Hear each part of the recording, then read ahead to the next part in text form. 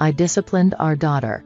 Those were the proud words my husband said when I called to check on him while he was babysitting our 2-year-old daughter. What do you mean? I asked. He explained that because she wouldn't stop crying, he had locked her out on the balcony and then, unbelievably, went off to play golf. We live on the 10th floor of an apartment building.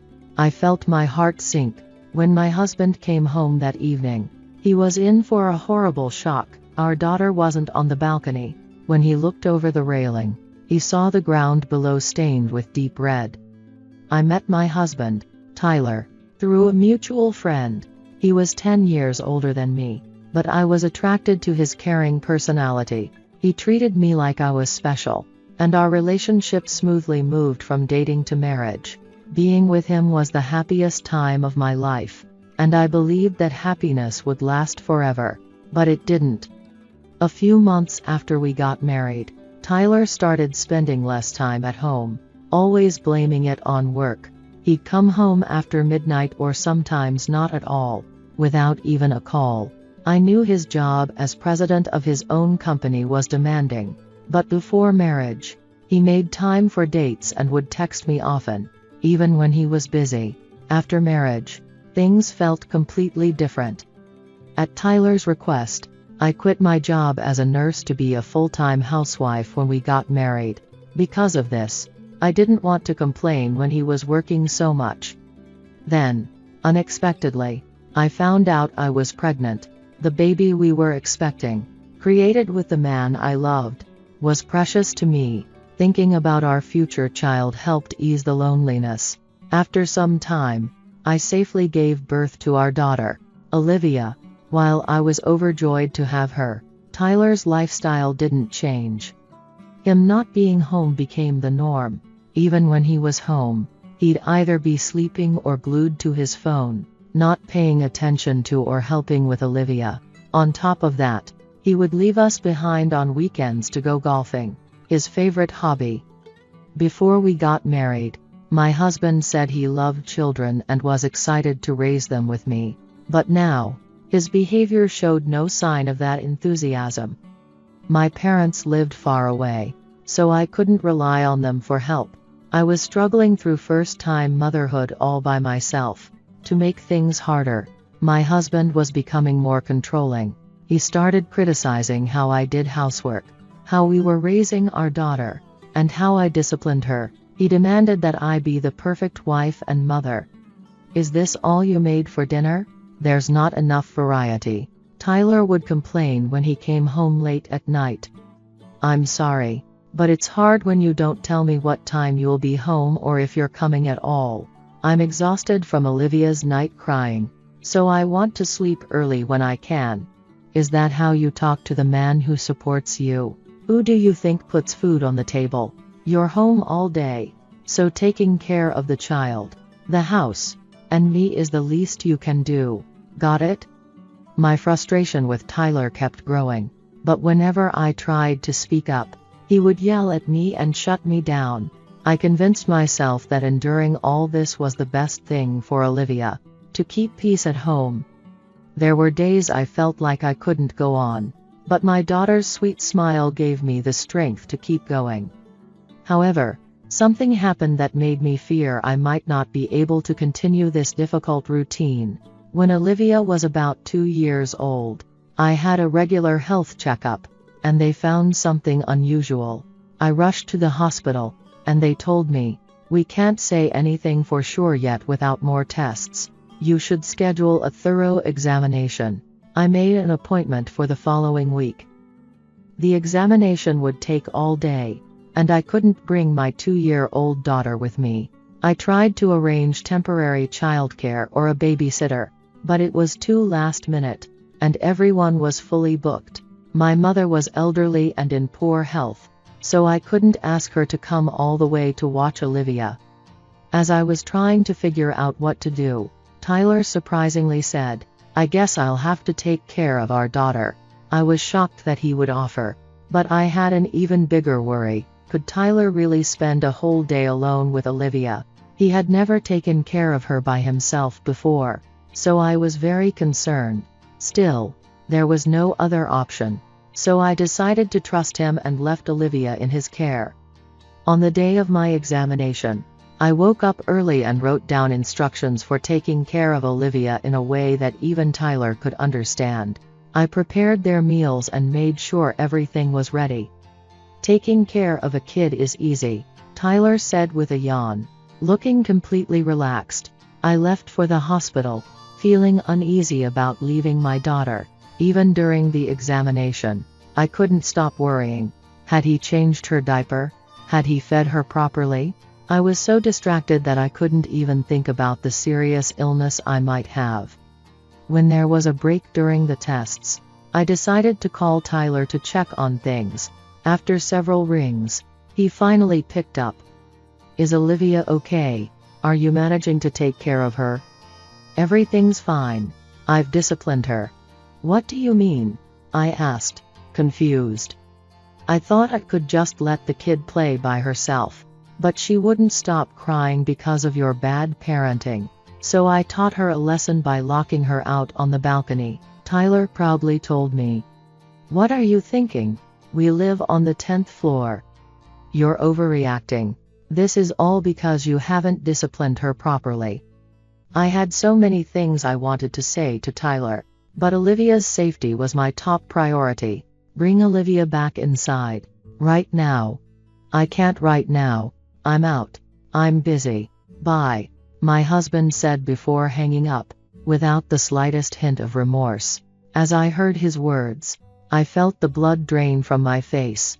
I immediately stopped the examination and rushed home in a taxi, praying, please let her be safe. When I arrived at our apartment, my hands were shaking as I opened the door. I stumbled down the hallway and threw open the balcony window in the living room. What I saw left me horrified. My daughter was in a terrible state. At that moment, I decided I would get revenge on my husband and put a plan into action. That evening, Tyler came home. Olivia must have learned her lesson by now, he said casually, humming as he opened the window. Looking around for our daughter, he frantically glanced left and right. No, it can't be. Tyler leaned over the railing and looked down, then screamed and stumbled backward. He was shaking, clearly in shock. Well, it's time for me to make my appearance, I thought. I had been hiding in the kitchen, watching his reaction. I'm home, thanks for babysitting, I said, acting as if I had just returned. Oh, you're back, it's terrible. Olivia might have fallen from the balcony, he blurted out, still in shock. What? You mean what you said on the phone earlier was serious? I thought it was some kind of joke, I responded. Tyler explained that there was a bright red stain on the ground below the balcony. I rushed to the window to look and screamed. Tyler broke out in a cold sweat, even more panicked now. It's Olivia's fault for not listening to me, he said, trying to excuse himself. That's no excuse. What were you doing all this time? I demanded. Well, I went out to play golf, he confessed. Are you kidding me? We need to call an ambulance right now, I said, pulling out my phone to dial 911, but Tyler shouted, stop, and snatched the phone from my hand. If you do that, there'll be a huge commotion, and everyone will find out. I'll be blamed. It's not my fault. This happened because you didn't discipline her properly. Figure out what to do yourself, he shouted, trying to blame me even in a situation where our daughter's life was at risk. He was only thinking about himself. His selfishness pushed me to my breaking point. You're the worst. I've already saved Olivia a long time ago, I said calmly. What do you mean? Tyler asked, confused. The truth is, when I rushed home after your phone call, I found our daughter collapsed on the balcony. I scooped her up and took her straight to the hospital. After the examination, they diagnosed her with dehydration, and she was admitted immediately. If I hadn't cut my test short, I shudder to think what might have happened to Olivia. To see how my husband would react, I spread ketchup mixed with water on the ground below the balcony to make him think she had fallen. When I explained this, his face turned red with anger, and he came toward me, but I didn't flinch. I glared right back at him. Do you have any right to be angry? You left our daughter to go have fun. Didn't you? You went on a golf date with Amanda, didn't you? Wait, how did you? To be honest, I had suspected my husband of cheating shortly after our daughter was born because he was always away. Then, I got a message from a woman named Amanda, who said she worked with my husband. She kept calling and messaging me, asking me to break up with Tyler, which confirmed my suspicions.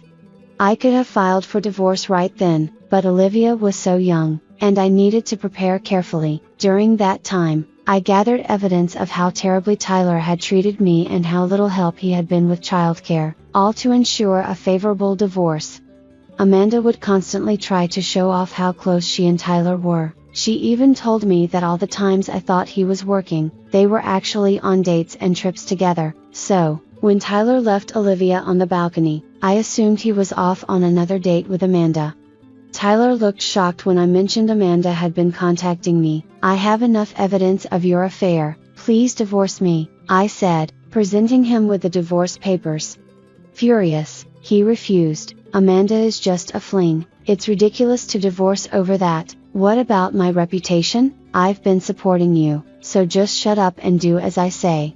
He started coming toward me, but I wasn't afraid. You can't think your selfish reasoning will work. Besides, I'm going to report what you did to Olivia. Tyler smirked, as if mocking me. Olivia is fine, she was just playing on the balcony and felt unwell. There's no proof I did anything wrong. Do you really think, after enduring all this time and gathering evidence, I would slip up now? I replied, pulling something out of my pocket. When did you? He asked, confused. After taking Olivia to the hospital, I had hidden a voice recorder in my pocket to capture his words. I had recorded everything from the moment he came home until now. I'm going to take this to the police. What you did to Olivia is a crime. Seeing how serious I was, Tyler became visibly shaken, sweating in panic. Please, anything but that. I'm sorry for everything, he said, his tone completely changed. For the first time, he apologized and even got down on his knees, begging for forgiveness. But I wasn't moved. How could I forgive you for putting our daughter in danger? You failed as both a husband and a father. With that, I left the house to go to the police. Tyler was questioned and arrested based on the evidence I provided. The incident made local news and spread on social media, causing his company to lose its reputation and eventually go bankrupt. Both Tyler and Amanda lost their jobs. Through my lawyer, I finalized the divorce and received $120,000 in alimony and child support. I also sued Amanda for $220,000 in damages. Olivia recovered fully, and we're now living a healthy, happy life. I also had a full medical checkup and was relieved to be in good health. I've returned to work as a nurse and look forward to living freely with my daughter from now on. I longed for a family. After a life of solitude, I thought I finally had one, but my days are filled with drudgery at their hands. Work till you drop dead. As I wither away, barely fed or rested, my husband adds insult to injury. In despair, I cry out, Someone, help me! My name is Lucy, a 29-year-old office worker. As my friends married off one by one and started popping out babies, my motivation kicked into high gear. After a desperate husband hunt, I tied the knot at 30. I wanted to get married in my 20s if I could, but I won't be greedy. I'm just grateful that someone married me, with my plain face and lack of redeeming qualities. My husband's name is John. He's not a fighter, as he decided to marry plain old me. John isn't an office worker, he helps out with his family's farm. They say farmers have a hard time finding wives, but I don't know if that's true or not. But apparently that was exactly the case for John, and he was so worried about not meeting anyone that he signed up for a marriage hunting website. Was it chance or fate that matched us? In any case, it was love at first sight, and we quickly started dating and got hitched. John is kind and dependable. If not for the farm, he'd have married much sooner. It's because he was a farmer that he was still single at 35 when he met me. I was moved, thinking that fate really does exist. But life isn't that sweet. Right after the wedding, I learned why John couldn't get married. Quit your job and help with the farm. These are the words he said just 3 days into our marriage. What are you saying? You said I could keep working after we got married. I said you could keep working, but not at your current company. What a selfish way of putting it. To me, stunned, John says, my parents are getting old and don't have the energy. Farming is too much for me alone. Aren't married couples supposed to help each other? Lucy, help me out here. John looked exhausted as he said it. I felt sorry for him, but I was torn, still attached to my job. But John was relentless. If you won't do farm work, then divorce is the only option. Faced with that, panicked me had already lost. I hate the thought of divorce within a month of marriage after finally finding someone. I made up my mind to quit my job. I was incredibly attached to that job. I loved it and wanted to keep at it. But family comes before work, I figured. There's a reason I feel that way.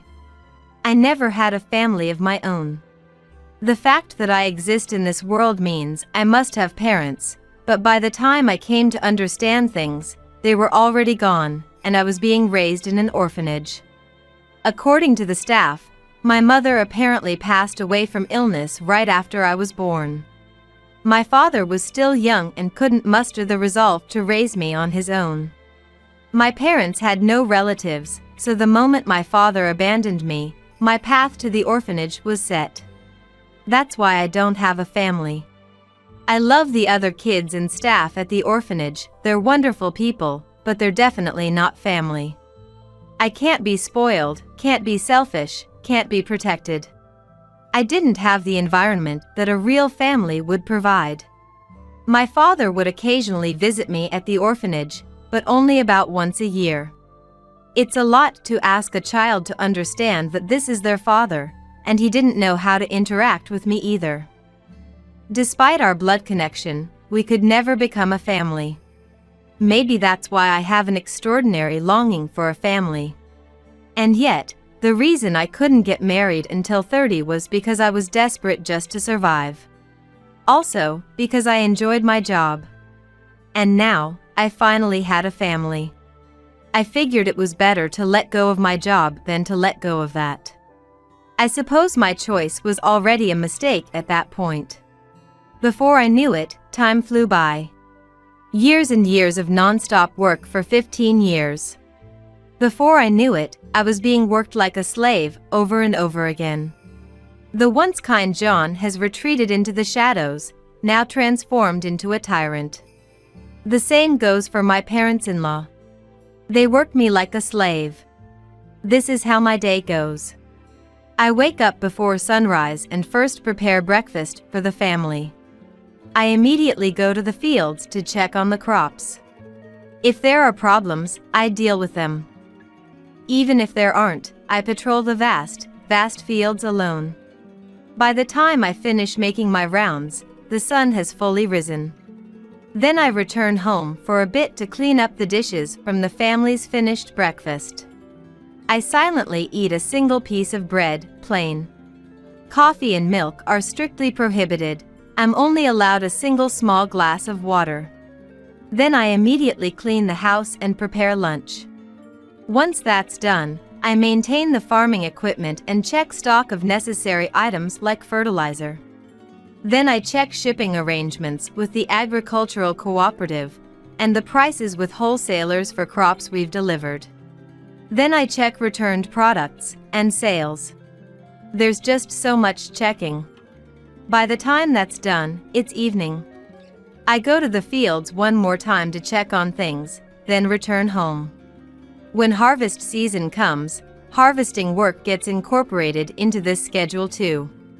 And depending on the season, various other processes like sowing seeds and tending to the soil come into play. And then, once that's done, I go back to the house again to prepare dinner.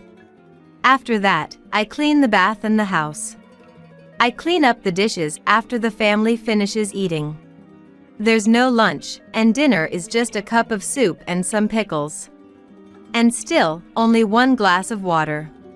After that, I compile the income and expenditure calculations and necessary expenses into documents and submit them. I submit them to John and my parents-in-law.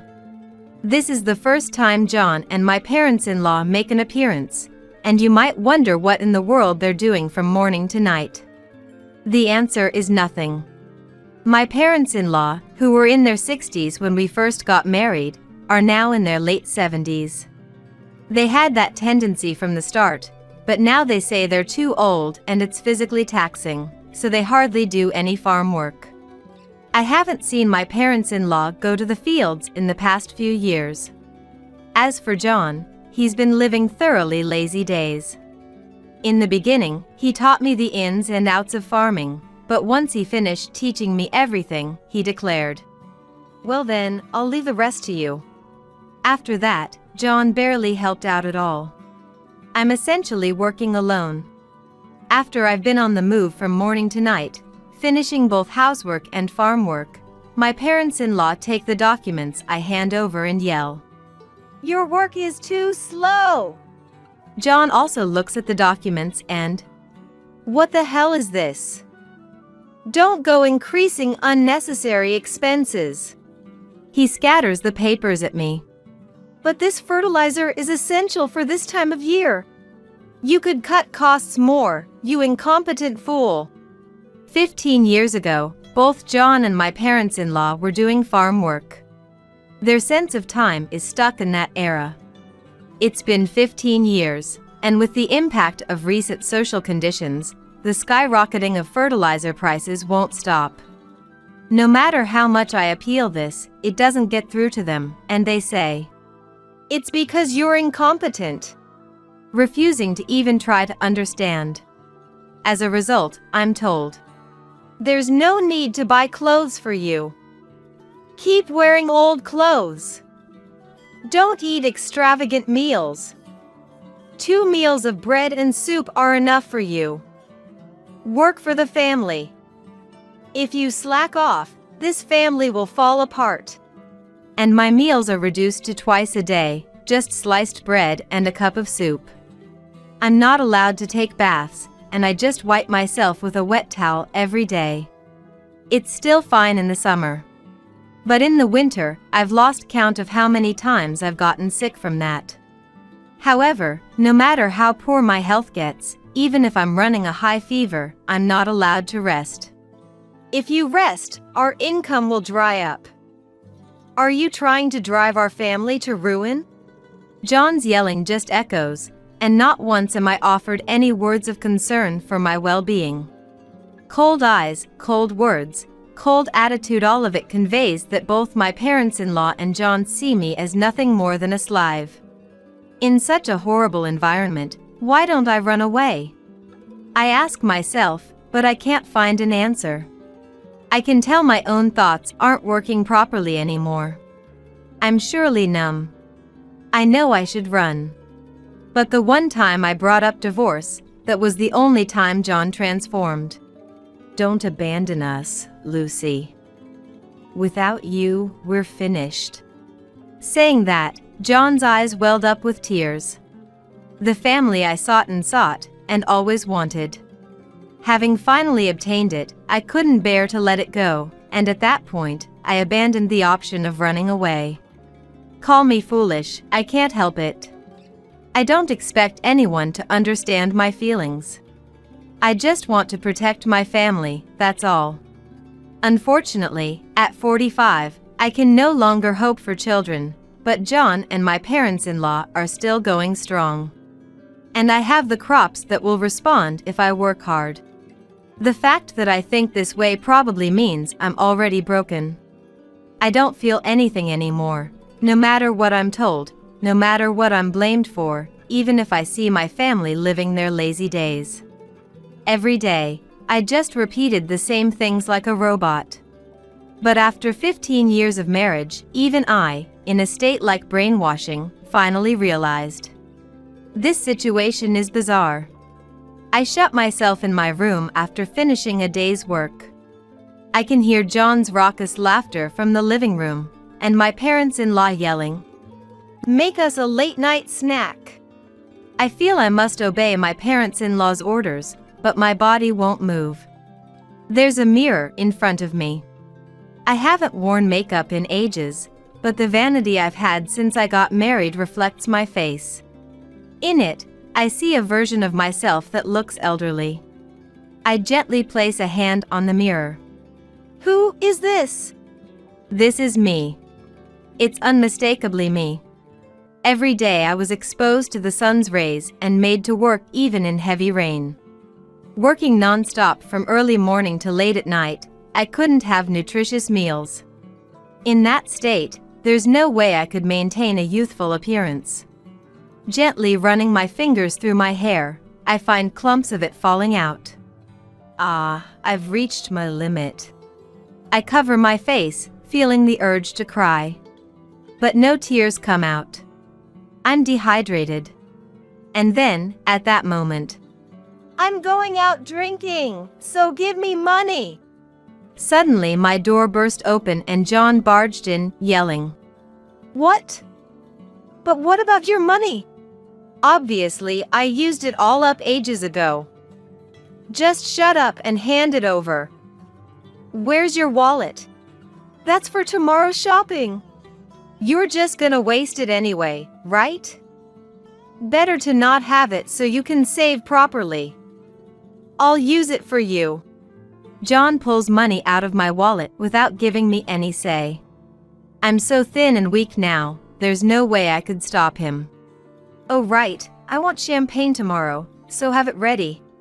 Even after snatching money from my wallet, John still makes his usual extravagant demands.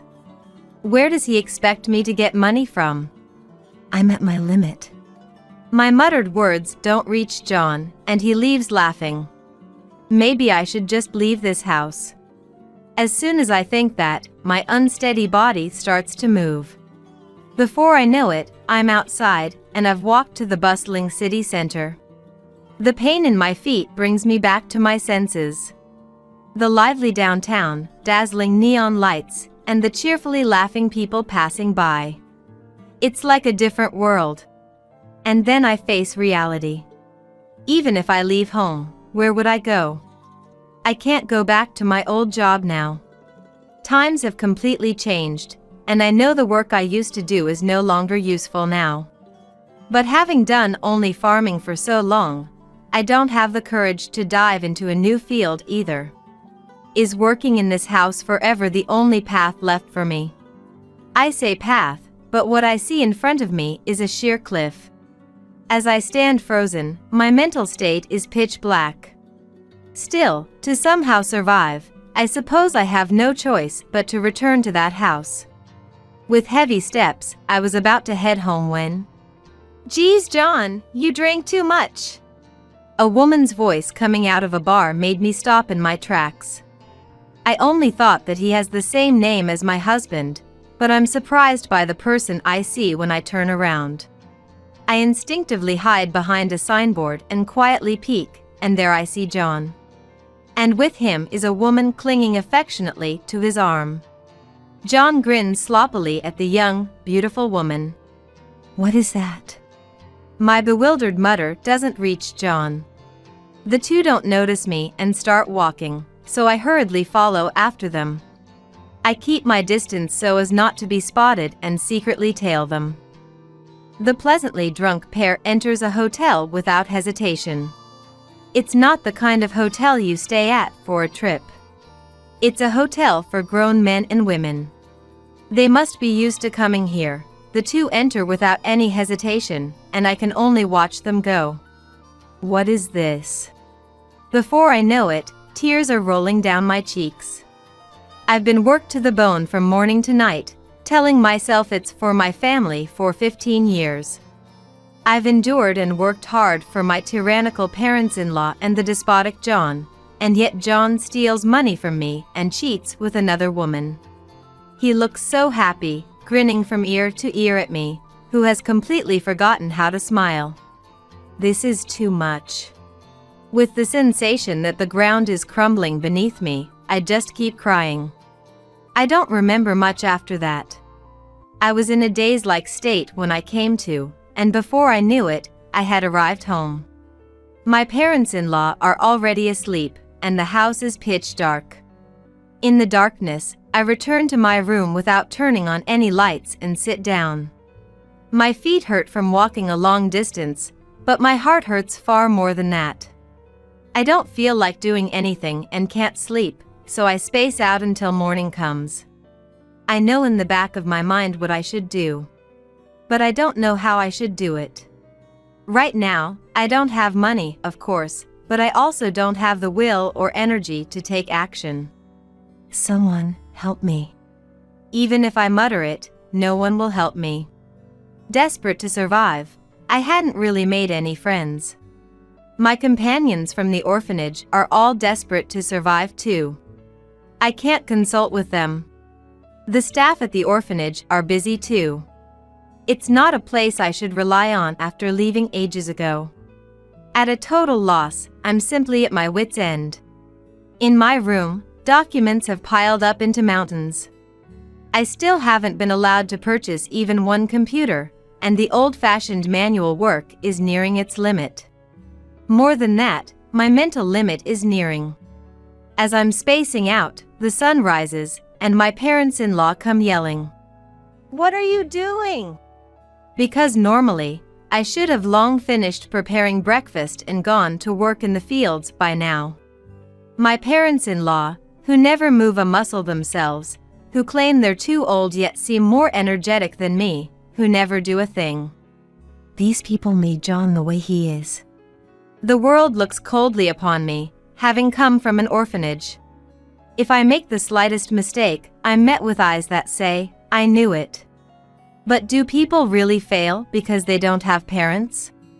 Then can you say John is a respectable person? Has John, who had proper parents and was raised with his family, become a respectable adult? The answer is no. Why am I, who lives earnestly, berated while John, who does terrible things, gets to laugh? I want to hurl these questions at my parents-in-law. The moment I think that, the front door opens and John comes home. In high spirits, John is tattled on by my parents-in-law. "Your wife is slacking off. Why haven't you prepared breakfast or done the field work? Get moving for the family." Family? Is that woman also your family? What? You're cheating, aren't you? I saw you last night entering a hotel with a woman. I say it clearly, but John doesn't look the least bit guilty. "Oh, so you saw," he says. "Well, of course I'd prefer a young, beautiful woman over an old hag of a wife who looks elderly, right? I want a divorce." "Oh, is that so? And then what will you do after divorcing and leaving?" "That's, with alimony, I'll go somewhere." "Alimony? I'm not paying a cent." "You're not paying?" "I'm not cheating or anything." "You just admitted it." When was the last time I talked back so assertively? I desperately hold back, feeling like I'll be quickly shot down if I let my guard down. John laughs mockingly. "Where's your proof?" "Proof?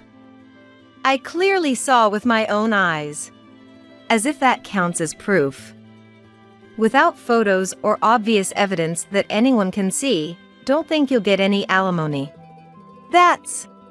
Not only that, this would be a divorce based on your own selfish reasons, so I'd be the one getting alimony from you. What?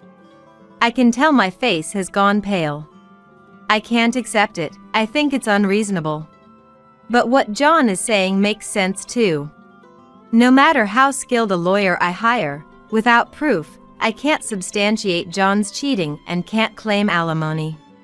If that happens, I'll be kicked out penniless and instantly be living on the streets. I had no knowledge of splitting marital assets at this time, so I could only envision the worst future. "That's awful. If you don't like it, get out." If you're not leaving, do the housework properly. Be grateful I'm letting you stay. John pauses there for a moment. With a defiant smile. You work until your very last breath for our family. Saying that, he left the room with my parents-in-law. Until the end.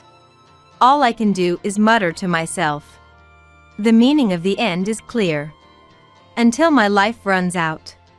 Is my life going to remain that of a slave? Tears that should have dried up start flowing again. The tears flowing from my emaciated, horrible state seem to chip away at my life. How could this be? How could this be? I cry out. I cry and cry, but still, the current situation doesn't change. Even when my tears dry up and I'm in a daze, my world still doesn't change. Should I just disappear somewhere like this? Rather than being worked to the bone until the very end, I might as well. As I think that, a nostalgic name catches the corner of my eye.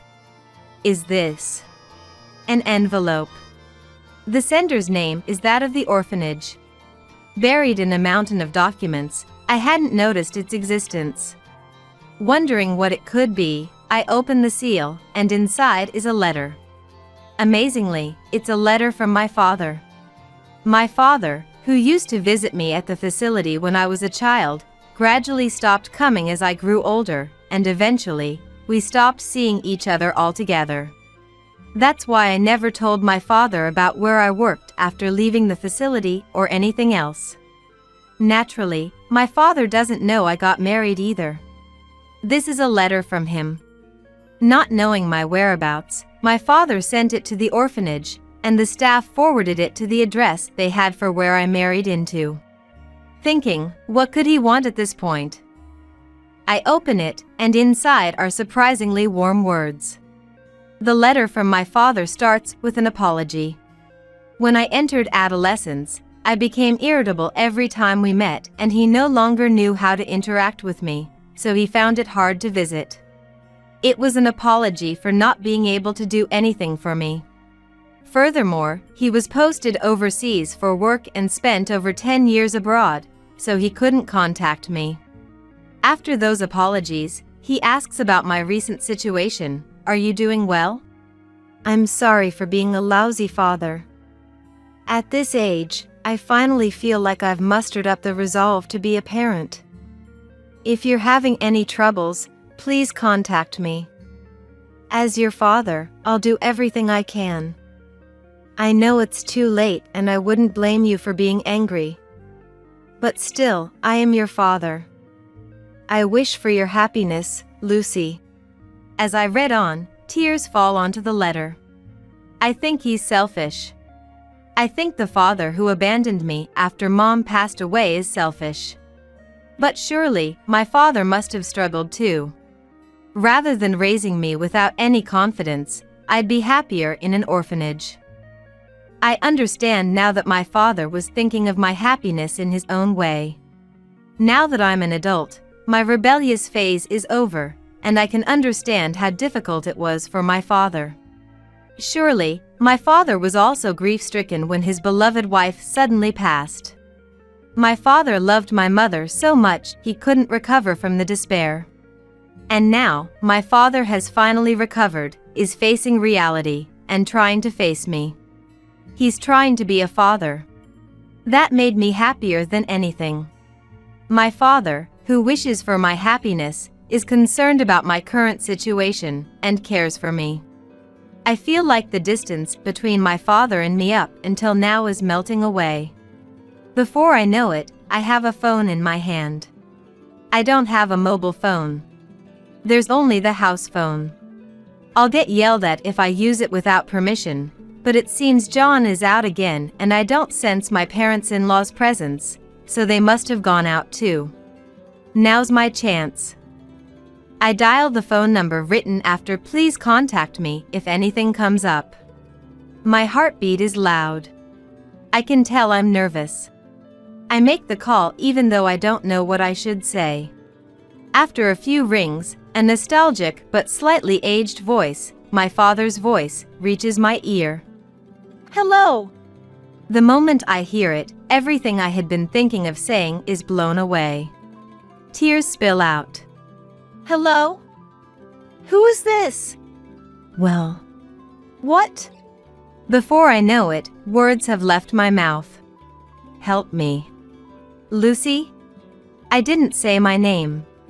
The last time I met my father was around the end of middle school, I think.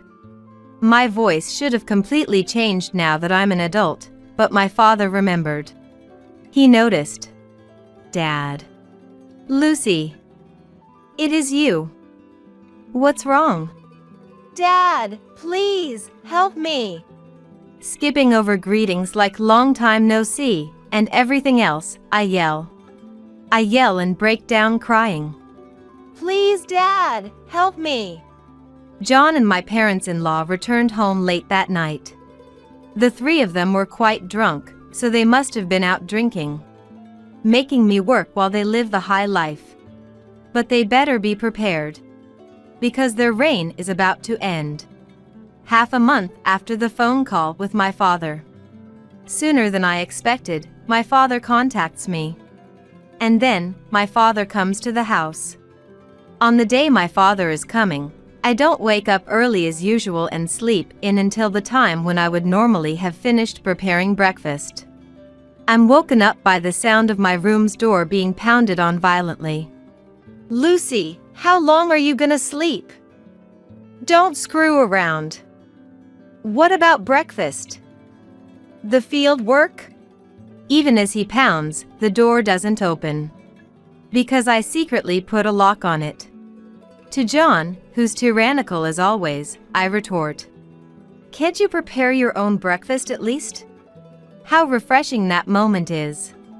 I finally talk back with the retorts I've been holding back all this time. But John, not backing down, shoots back. Since when did you get such a self-important attitude? My parents-in-law, who are probably beside John, also say, if you don't want to be kicked out, hurry it up. With their usual self-important attitude. If you keep living such lazy days, you'll go senile. When I say that, cheeky brat, is the response I get. This feels great. As I hole up in my room like that, it starts to feel like they might break down the door. They want to work me to the bone that badly? They hate moving themselves that much? I'm amazed. But just as I thought the door might seriously be reaching its limit, the doorbell rang, signaling a visitor. Inside the house, John and my parents-in-law are tyrants, but it would look bad if people found out they were bullying their daughter-in-law. Especially in the countryside, where many of the neighbors are also farmers. John stops yelling too and goes quiet. My mother-in-law, Mary, hurries to get the door. She's still spry enough to run, I see. Mary shouts, Hey! Some rich-looking man is calling for Lucy. What? For Lucy? As John says that suspiciously, I forcefully open the door. Yes, I'm coming. Lucy!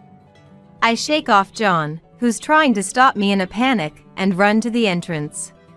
Where did I, malnourished and emaciated, get that kind of strength, you ask? It's an adrenaline rush. And I'm light because I'm so thin. Dodging John's hands, I headed for the entrance. Dad! There stood my father. Actually, I've met with my father several times since that phone call. Because John and my parents-in-law never come around during farm work. It's easy to secretly make time to meet. I got yelled at for not being able to do my share of the work, but John and my parents-in-law don't know I've been meeting my father. What? Your father? John, who chased after me to the entrance at the sound of my voice, widens his eyes. That's right. I answer and turn back to John. Let me introduce you. This is my birth father. Nice to meet you. Thank you for always taking care of my daughter. What? Oh, you're welcome. I told John when we first met that my father is alive, but we've become estranged. John must have completely forgotten about the existence of my father, whom I haven't seen once in the past 15 years. And now he's suddenly appeared right in front of him. It's no wonder he's surprised. But why is Lucy's father here all of a sudden? It's not sudden. We've been in contact many times. With this mobile phone. What? When did you get a mobile phone? Dad gave it to me. That's right. As soon as I reunited with my father, he got me a mobile phone. He said he would pay for it too, so I gratefully accepted his offer. Thanks to that, I could contact him without John or my parents-in-law getting suspicious, and we could meet frequently. What? When did that happen? John, was it? You're Lucy's husband? Yes. You're quite the stutterer, John. But it's understandable. My father, dressed impeccably in a suit, has a dignified air about him. He exudes the aura of someone who's climbed the corporate ladder and become an executive. And? John freezes at my father's question. What? What do you mean, and? Why is my daughter so terribly emaciated? John is surprised by that question. Of course he is. We rarely run into neighbors in the countryside, but when we do, they worry about how skinny I've become. And how much I've aged. John and my parents-in-law brushed it off to acquaintances, saying it's her constitution, but... It seems Lucy has a constitution that makes it hard for her to gain weight. He seems to intend to get away with the same excuse. But that's naive. Is there any constitution that makes someone this emaciated? A thunderous rebuke. At my father's rebuke, John's legs give out and he falls on his behind. It certainly is intimidating. No matter how you look at it, this level of skinniness must mean there's some health problem. Don't you think to have my daughter see a doctor? We've been busy. You can only be busy if you're alive. What do you think my daughter is? I'm sorry. John can act tough against weak me, but he's awfully meek against someone stronger than him. My eyes are cold as I watch John turn pale. By the way, I could hear you screaming at my daughter to make breakfast and do farm work. What was that about? Next, my father glares at my pale-faced parents-in-law. Our son's wife, your daughter, is always thinking of slacking off.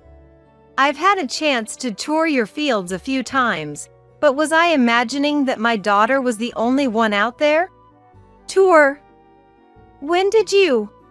Is there a problem with a parent observing their daughter's workplace? No, well, is there? No. Even my parents-in-law are getting pushed back by my father's forcefulness. In my mind, I'm giving my father a standing ovation. Amazing! Dad, you're wonderful. I want to do that too. I had been completely weakened by 15 years of brainwashing, but I've become quite energetic since reuniting with my father. I'm still emaciated, but since my father started treating me to meals and I began getting proper nutrition, I can think clearly.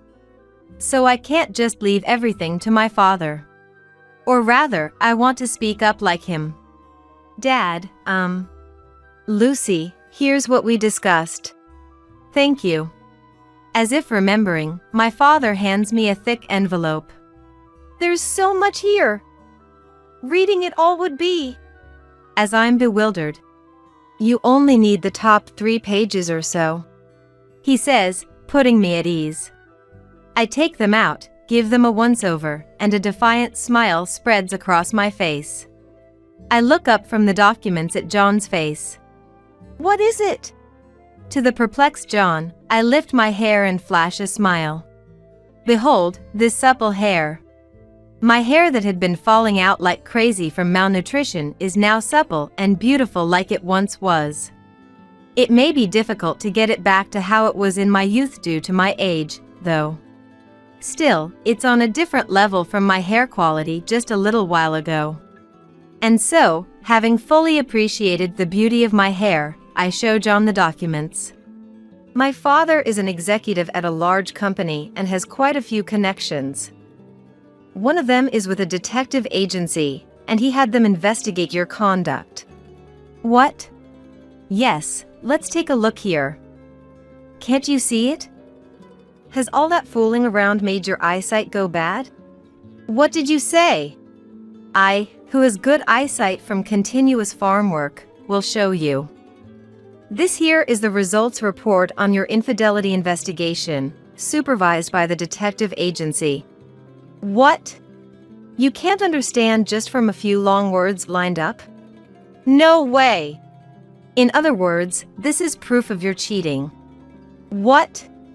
You can stop saying that. In just this past half month, more than enough evidence has been gathered, so I'd like to hire a lawyer and proceed with divorce. Any objections? Major objection. I'm not getting divorced. Why? If we get divorced, I won't be able to live like this having fun. Stop having fun and work. 15 years. It's been 15 years. 15 years since we got married, and I've endured through it all. No matter what was said to me, I endured and endured, enough to explode many times over. The anger I unleash as a result must make for a terrifyingly demon-like expression. In fact, John's face has gone pale just from looking at me. It's nothing compared to earlier when he went pale at my father's rebuke. Now, Lucy, are you saying you're going to abandon us old folks? Were you that cold of a daughter-in-law? Oh my, Mary. If you're calling me cold, then just how cold are you all for working your daughter-in-law to the bone? Antarctic level? Arctic level? Which one is it? Well, Antarctica and the Arctic are just as cold, aren't they? Wrong. Antarctica is colder. So if I'm Arctic level cold, that means you people are Antarctic level cold, doesn't it? That's such a complicated analogy. If you don't get it, don't laze around. Work and study. If I work, will I understand the difference between Antarctica and the Arctic? Okay, enough about Antarctica and the Arctic already. You're the one who brought it up, Lucy. I cut off the conversation, saying I've had enough of the analogy. And then, I turned back to John again. I crouched down in front of John, who's still sitting on the floor, and peer into his face. At my sharp gaze, emaciated but having regained a strong spirit, John lets out a small scream from the back of his throat. So, John. Lucy, your face is scary. Regarding your infidelity, there is irrefutable proof. Stop dragging out the end of your sentences. It's scary. You'll agree to a divorce, yes? With a lump sum alimony payment, of course. That's a problem. What? No, I got it. I'll pay the alimony and divorce you. Faced with me looking like a demon from hell, John, now teary-eyed, nods and agrees to the divorce. I stand up, exasperated, and look behind me. Where I look, my father is giving a thumbs up. So I flash a big smile and give a thumbs up too. As for what happened after that, well, it's pretty obvious, but to sum it up, John and my parents-in-law were ruined. Thanks to the skilled lawyer my father introduced me to, the divorce went through without a hitch. And then there's the matter of the lump sum alimony payment to me. The bunch who lazed around and spent all the money I earned obviously have no ability to pay. As a result, they paid with the money from selling the house. It's too little compensation for the long period of 15 years, but I'll let it slide since making them suffer has meaning. The three of them ended up taking shelter in an old apartment. If they worked hard and earned money through farming, they could probably return to their former lifestyle soon. But after 15 years of thorough laziness, My ex-husband and former parents-in-law had completely forgotten how to do farm work and their bodies could do nothing. It was their first time doing farm work in ages, starting not from square one but from the negatives. Naturally, they couldn't do it properly at all, and the crops ended up in a miserable state. Almost none of it was at a level that could be shipped out, and even when it could, there was a storm of complaints about the quality being too different from before. As a result, they had to close down the business. The shock caused my former father-in-law to collapse, and Mary developed dementia. They were sent to care facilities in the blink of an eye, and then they really ran out of money. My ex-husband is apparently leading a hellish life in debt. He contacted me once asking for help, but I just thought as if I care, and that was that.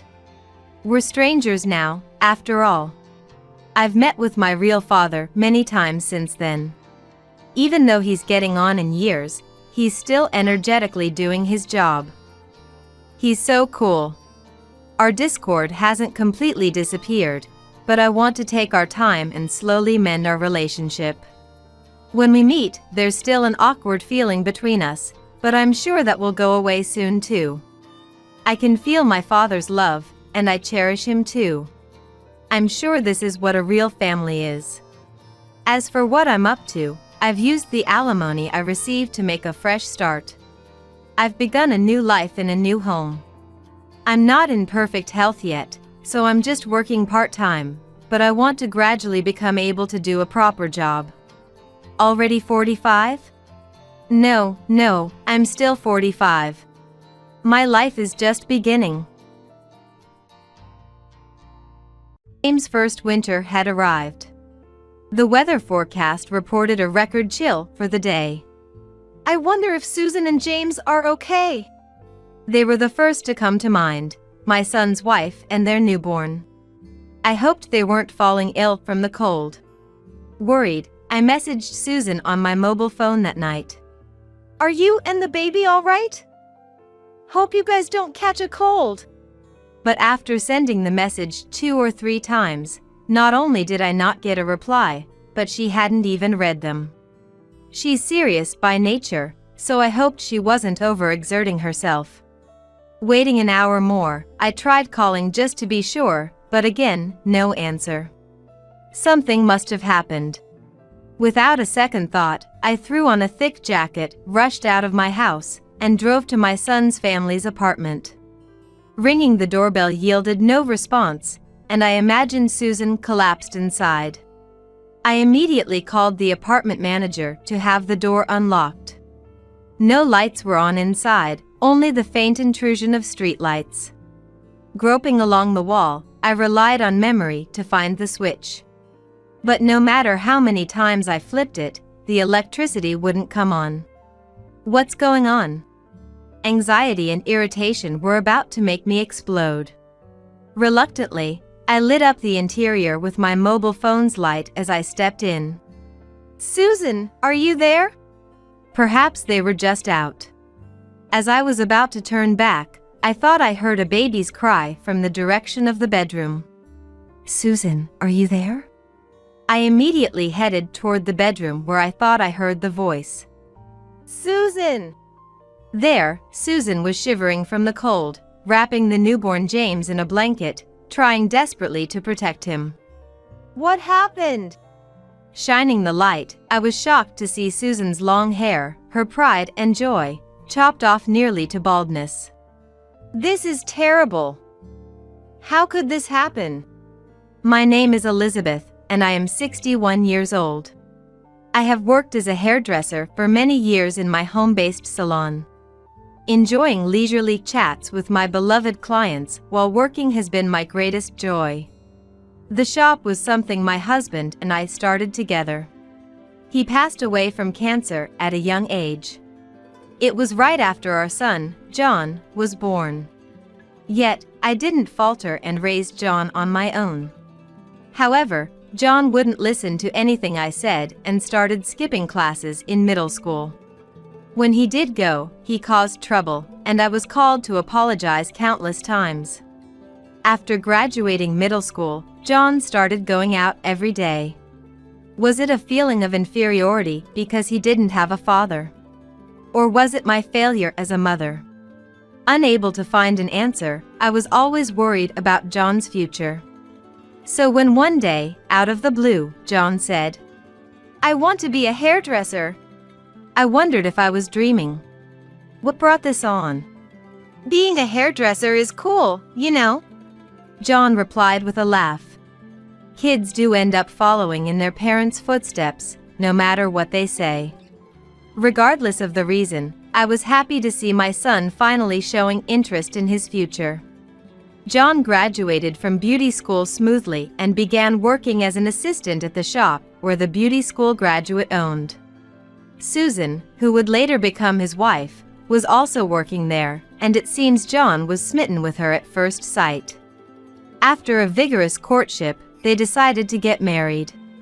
John introduced me to Susan with a confident expression. "I've decided to marry Susan." "Nice to meet you, I'm Susan." "You're a hairdresser too, right?"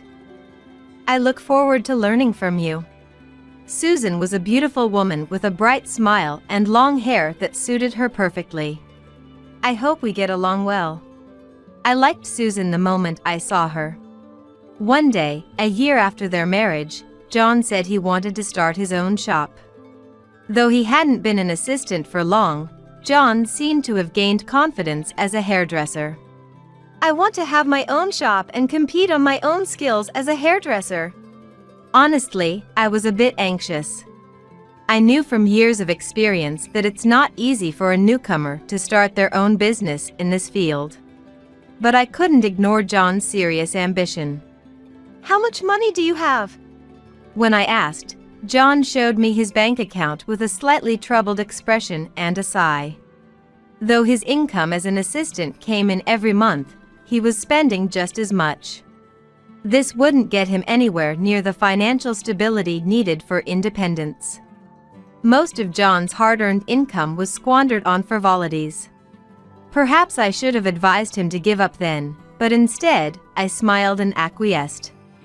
"Don't worry about the money." Maybe I was trying to make up for the loneliness of not having a father around all these years.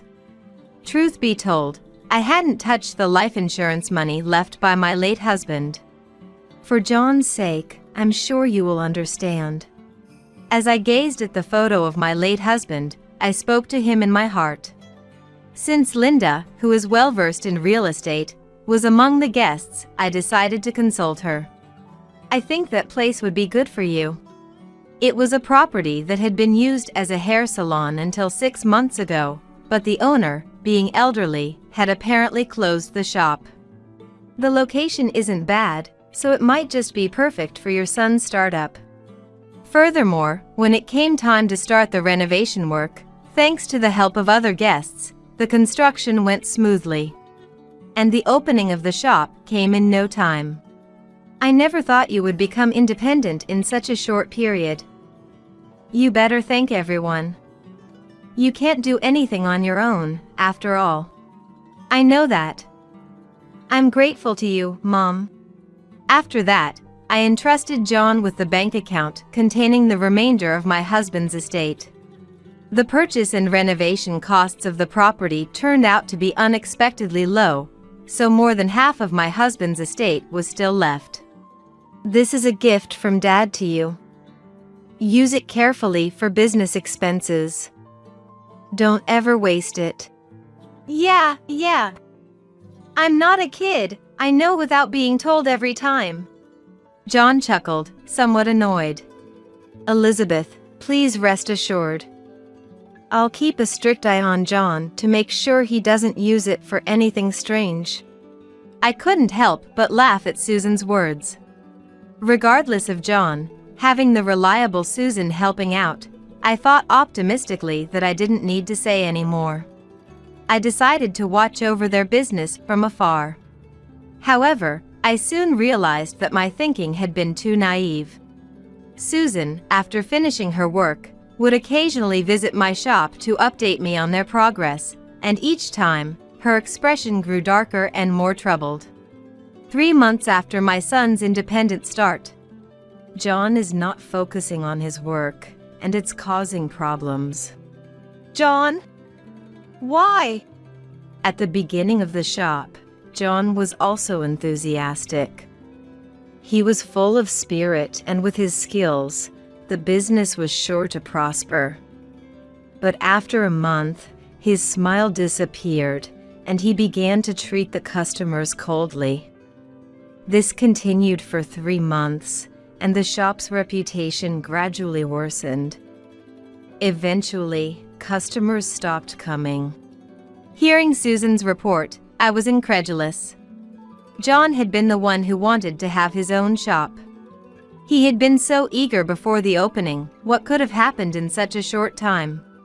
It seems John thought that being skilled as a barber would be enough, and customer service wouldn't matter.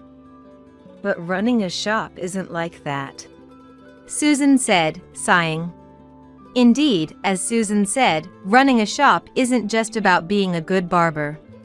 Being in the service industry, customer service greatly affects the business. It seemed John lacked this basic understanding. So, what's John doing now? It seems the lack of customers is making him irritable. He's been drinking from the daytime. This doesn't allow him to focus on work, and even less so, attracting customers. For now, when customers do come, I handle them, but if the shop's reputation continues to fall, it will only get tougher. Susan looked like she was about to cry, but I felt the same way. I understand.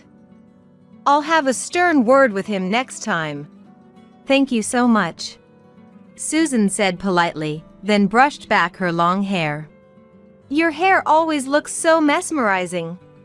I changed the subject to dispel the gloomy air. I've been growing this hair since middle school, Susan answered proudly. That long ago? Do you have a particular reason? Do you know about hair donation? Susan looked at me intently. Hair donation. I've heard of it, but I don't know much about it. Susan's eyes sparkled as she responded. It's about making wigs from real hair for children who have lost their hair due to congenital conditions, illness, or accidents. My goal is to grow my hair to donate to organizations involved in this activity. Don't you think it's wonderful to be able to help someone? I once read a magazine feature about an actress who was growing her hair for hair donation. And so I thought, maybe I could do it too. Susan, you're still young, but that's very admirable. I was overwhelmed by Susan's passion, and it deeply moved me. 6 months passed by since John and Susan got married, and that was when Susan became pregnant. Susan is serious by nature, and if I'm not careful, she tends to overdo things. Susan, this is the most crucial time. Don't overdo it, I repeatedly advised her. Every time, Susan would smile lightly and respond, "Don't worry. I'm doing my best within limits, consulting with the baby in my belly." But from what I could see, she hardly ever took a rest. Ultimately, Susan continued to work in the shop to support the household until just before her due date. But John's attitude, the father of the child, had worsened more than ever. What on earth was he thinking? Each time I received an update from Susan, I was reminded of my inadequacy as a mother. One day, after finishing work early, I went to see how my son and his wife's hair salon was doing and happened to meet John, who was just about to go out. "Where are you going?"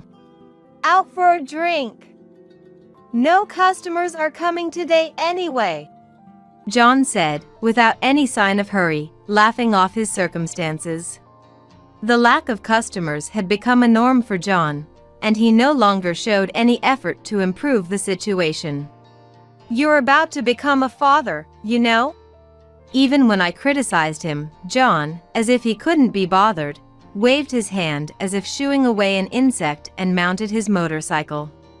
"We're not done talking. Think about Susan for once." Yeah. I'll do that when I feel like it." With a laugh, John started his motorcycle and sped off, cutting off my words.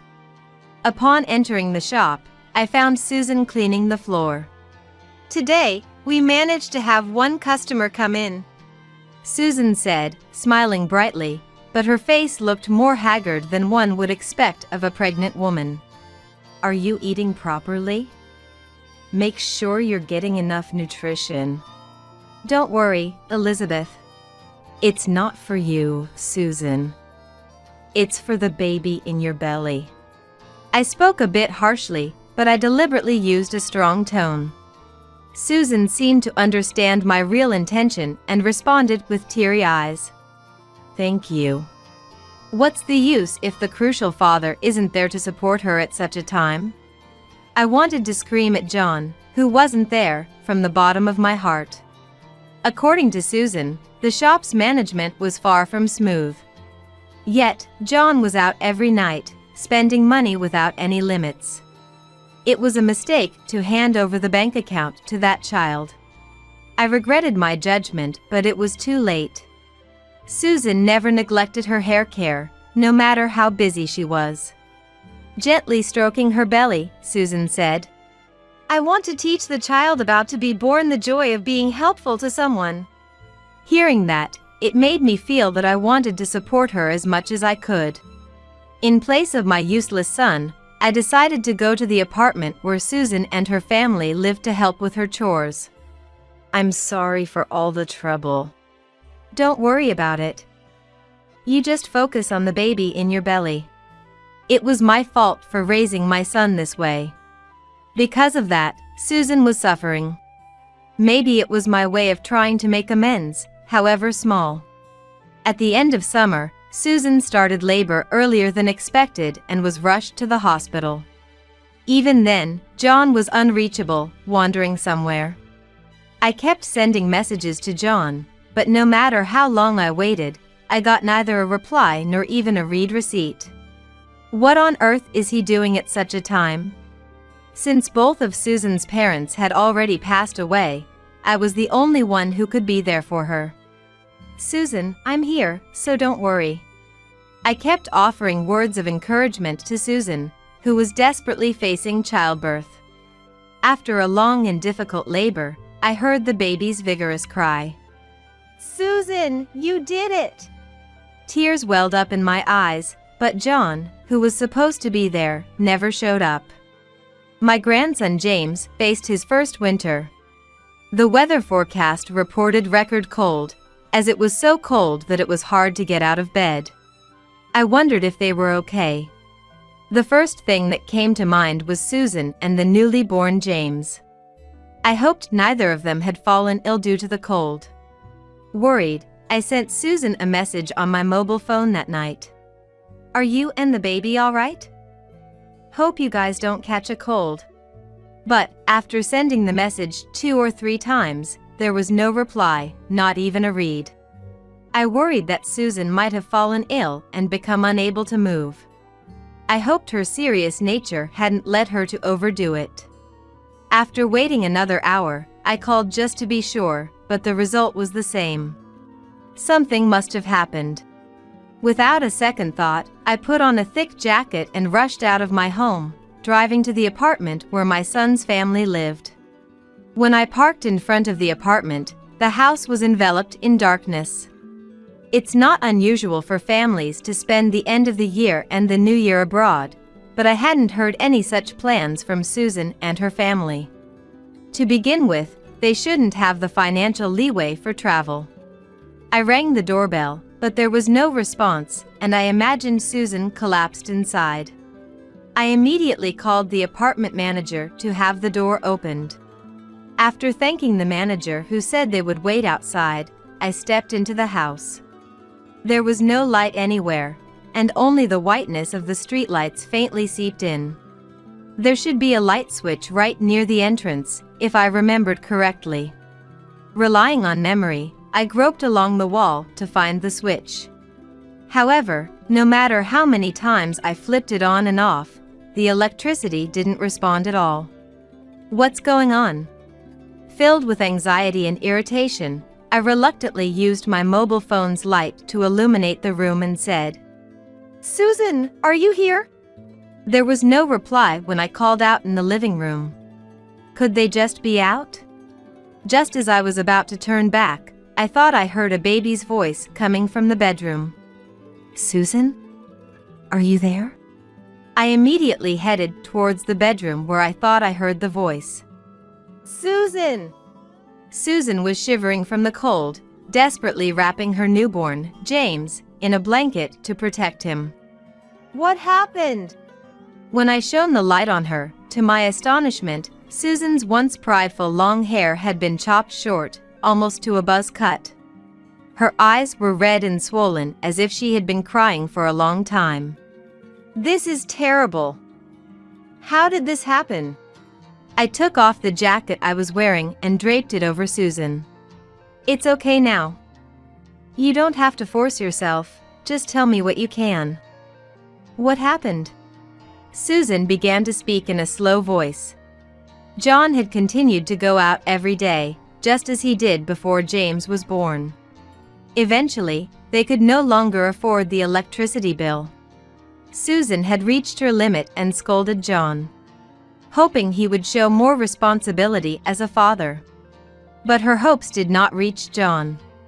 Enraged, John, finding practice hair cutting scissors nearby, began to carelessly cut Susan's long hair.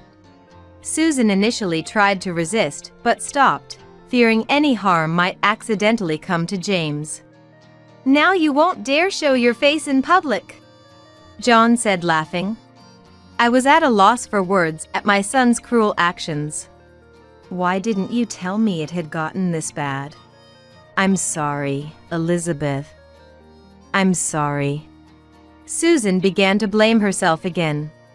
"It's not your fault, Susan. I'm not blaming you. The one at fault is John.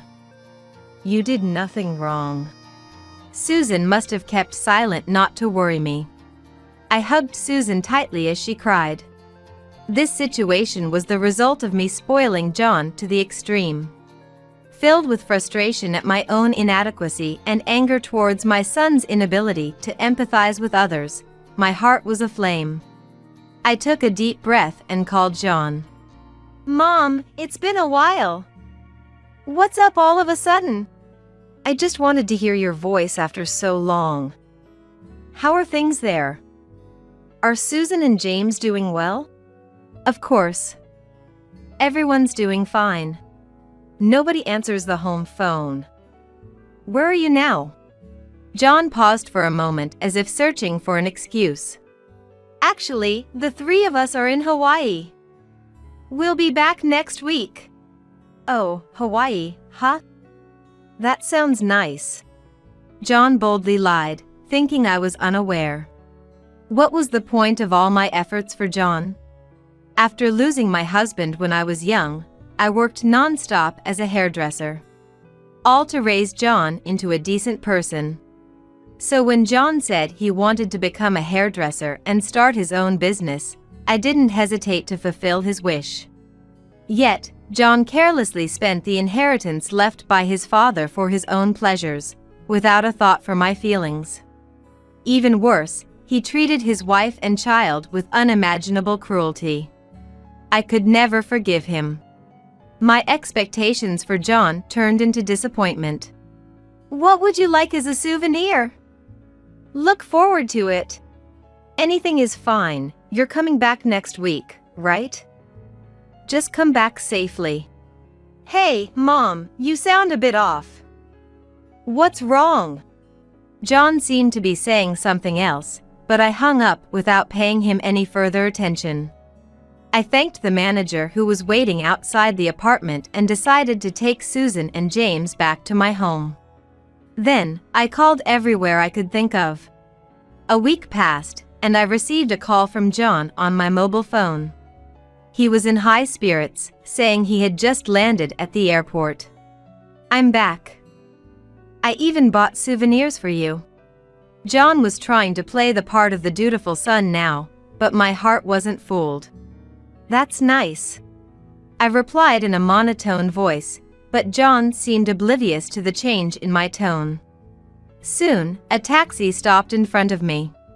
Apparently, he had enjoyed his trip to Hawaii, as you could clearly see the tan lines from sunglasses around his eyes while he unloaded tons of luggage from the trunk. He took out keys from his pocket and headed towards the house where his wife and son were supposed to be waiting. He probably thought the door would open easily once he turned the key. However, no matter how many times he tried, the key wouldn't fit the lock. "What's this? What's going on?" John voiced his irritation. I quietly approached from behind and asked with a smile, "Did you enjoy your trip to Hawaii?" Though my heart was boiling with anger. "Mom, you knew?" Seeing me, John somehow looked relieved, as if misunderstanding my presence. "Listen, Mom. I just got back and tried to enter the house, but the key won't fit. It must be some kind of prank by her. Susan must have done this because I went on a trip alone." He seemed to want to play the victim, blaming Susan.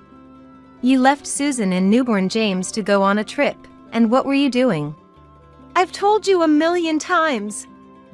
I was in Hawaii with my family." Didn't you just say you went on a trip alone? When I pointed out the contradiction, John was at a loss for words. "To think you could lie about going to Hawaii with your family.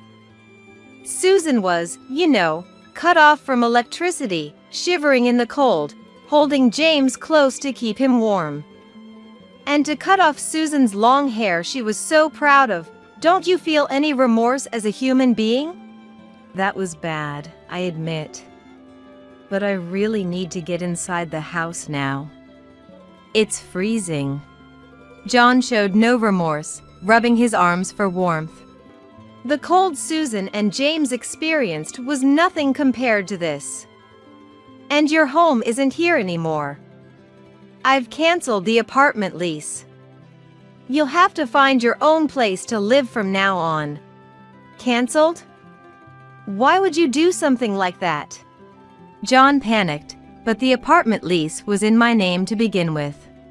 Since we couldn't keep talking outside, I took John to a nearby cafe to listen to him. John sipped the coffee he ordered, probably not tasting anything. His face went pale as he shifted his gaze between me and the coffee. "You were struggling to pay the electricity bill, yet you could afford a trip to Hawaii? About that?" John grimaced, but eventually started to talk. He said he had been showing off to friends and female customers he met at the shop right after opening, using his father's inheritance to live it up. Such spending would quickly deplete even a large inheritance, something John knew well. Yet, after running through the inheritance, John continued to borrow money to buy gifts for his friends and take them on trips. "The shop isn't doing well, yet you're quite the spender." "Don't worry. I'm a professional hairdresser. If I put in the effort, customers will come, and I can support my family." Where this confidence came from, John couldn't say, but he answered with conviction. I gave John a cold look. "About your shop, I've already sold it. All the equipment, too. It's too late to get it back now." And shattered his baseless confidence. "You're lying, right? Why would you do something like that?" John slammed the table, his face turning red. "Oh, you were planning to continue with the shop? I thought you had abandoned it since you left everything to Susan. Besides, I bought the building and the land for the shop and it's in my name.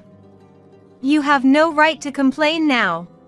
"So, my going out was all for attracting customers. I had it all planned out."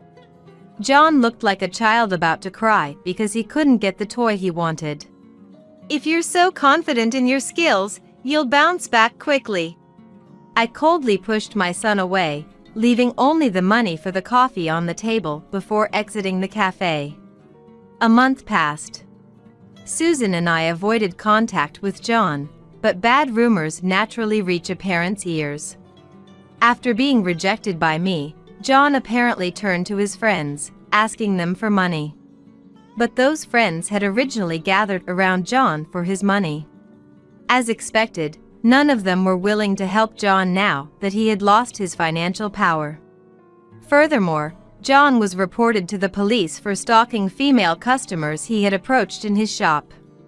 Although he got off with just a stern warning from the police, he was thoroughly reminded of the value of personal connections. John then completely vanished from our lives. He's probably living alone and in fear of debt collectors by now.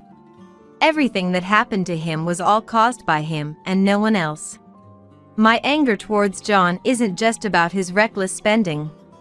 What's unforgivable is how he neglected Susan and James, pushing them into a difficult life. And for cutting off Susan's long hair, which she had grown out and cared for over many years, for selfish reasons. That foolish act might have robbed unknown children of a brighter future, who would have eagerly awaited Susan's hair. As someone who also works with hair, John's actions are inexcusable. John will need a long time to understand the pain Susan has endured. Susan herself doesn't speak of her emotional pain, but it's clear she's hurt. She seems to keep her feelings to herself, not wanting to worry me. Wanting to help somehow, I asked my fellow hairdressers to make a wig especially for Susan. It won't make up for my son's mistakes, but please use this. Thank you, Elizabeth. Susan smiled and thanked me, but tears were rolling down her cheeks. Using my back pain as an excuse, I asked Susan to help out in the shop. Susan threw herself into work, as if trying to forget her emotional scars. When customers spoke to James, he would burst out laughing. Now, there are customers who visit the shop just to see James.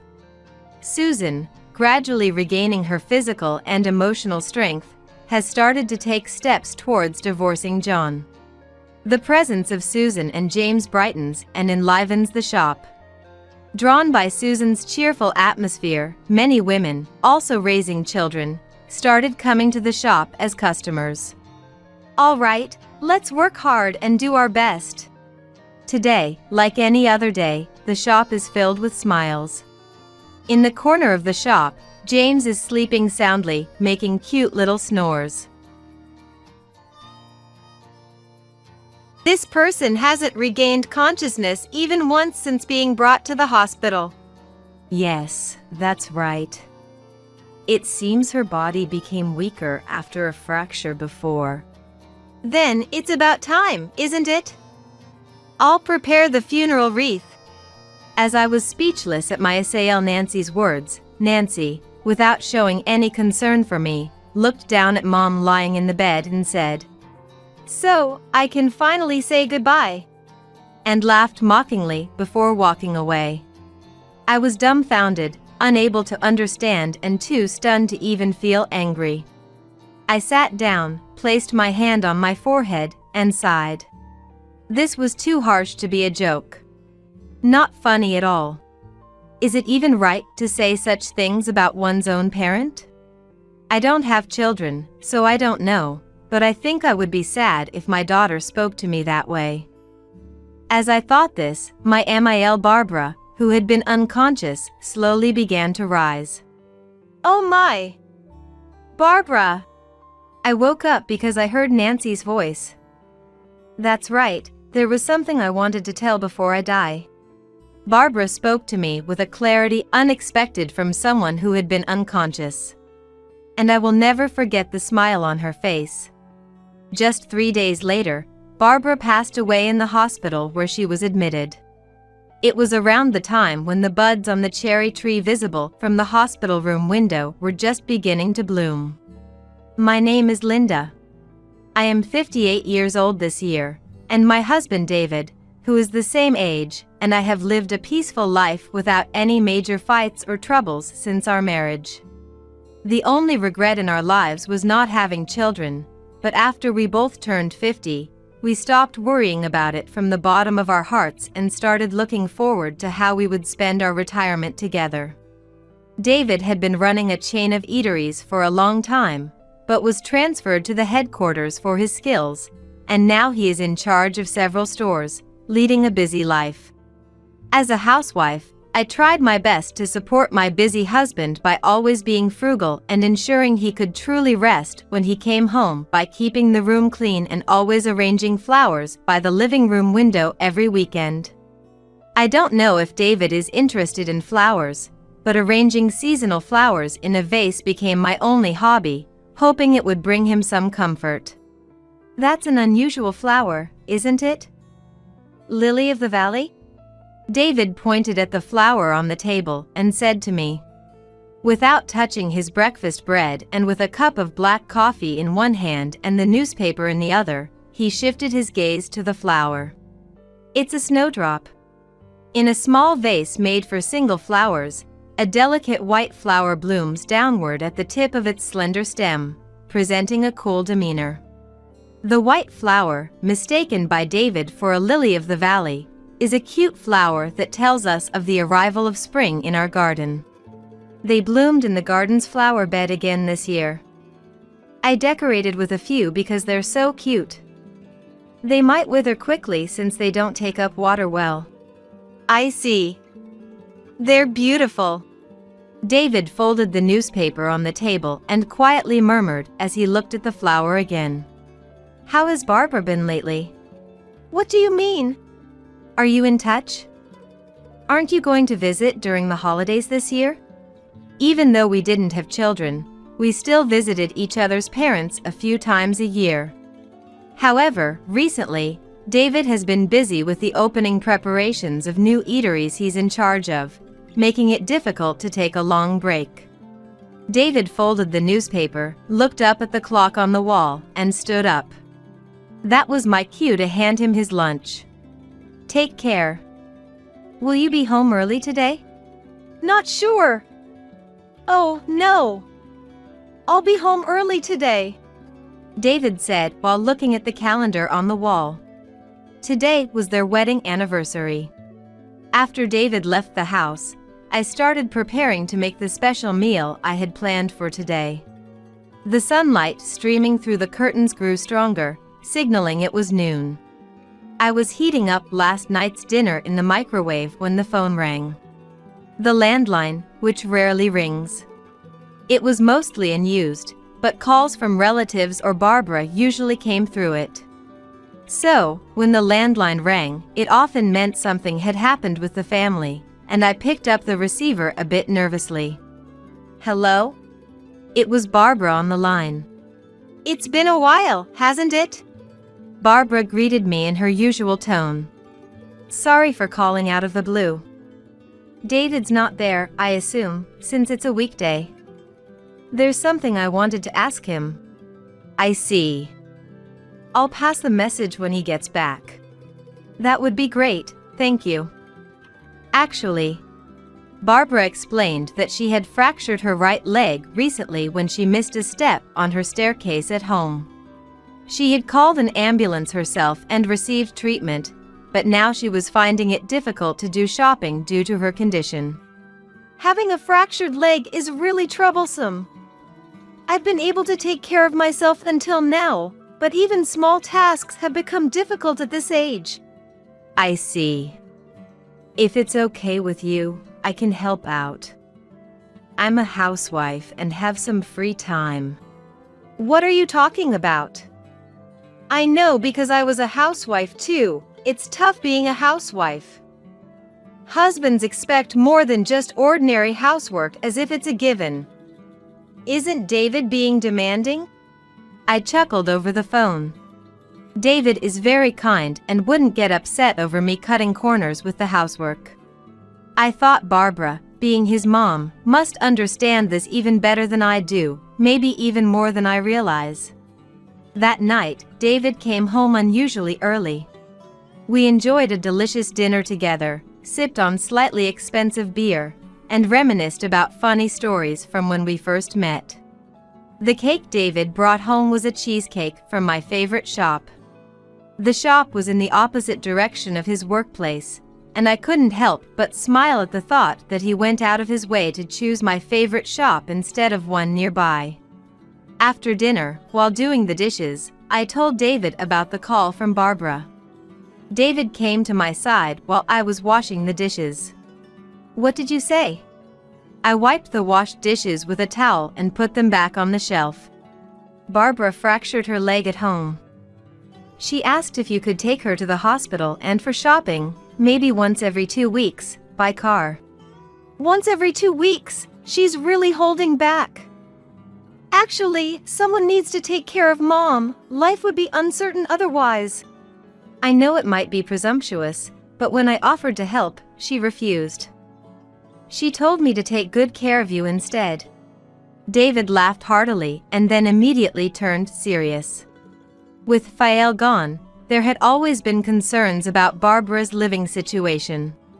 David, somewhat reluctantly, took out his mobile phone and, while scratching his head, "Guess I should give her a call," muttered. "Ah, it's me, David." "Sis?" "Ah, right. David walked out of the living room with his mobile phone to his ear. The call was to Nancy. Nancy is a year older than David and works in PR for a company in the city center. Honestly, I don't know much about Nancy, who hardly ever shows up at family gatherings, but I was vaguely aware that Barbara spoke ill of her, so I knew their relationship wasn't good. David returned with a grim expression and sat down. "She said she doesn't care about Mom." "That's terrible." "Well, it's not like we can do much either. Can't be helped. I know someone who arranges home helpers. I'll talk to them sometime." David acted swiftly, and by the following week, a home helper started visiting Barbara's house. Initially, Barbara complained, but she eventually accepted the fact that she couldn't manage everything on her own and expressed her gratitude for David's kindness. Years passed by in the blink of an eye. As usual, I opened the curtains to let in the morning sunlight. The snowdrops that used to bloom in our garden around this time every year were absent. While the green stems of these bulbous plants were growing, they hadn't blossomed into their characteristic white flowers. "It happens," I thought, slightly disappointed, as I yawned. The landline rang. Caught off guard by the phone ringing mid-yawn, I ended up coughing. As I picked up the receiver, my heart rate sped up when the caller identified themselves as the reception at the university hospital. "I'll be right there." Without asking for details, I quickly got ready and jumped into the car. I had heard that Barbara's health had been deteriorating. Frantically, I grabbed my mobile phone to inform David that I was heading to Barbara's hospital. Noticing my fingers trembling on the steering wheel, I tried to calm my nerves by taking deep breaths at a red light. "It's going to be okay. It has to be."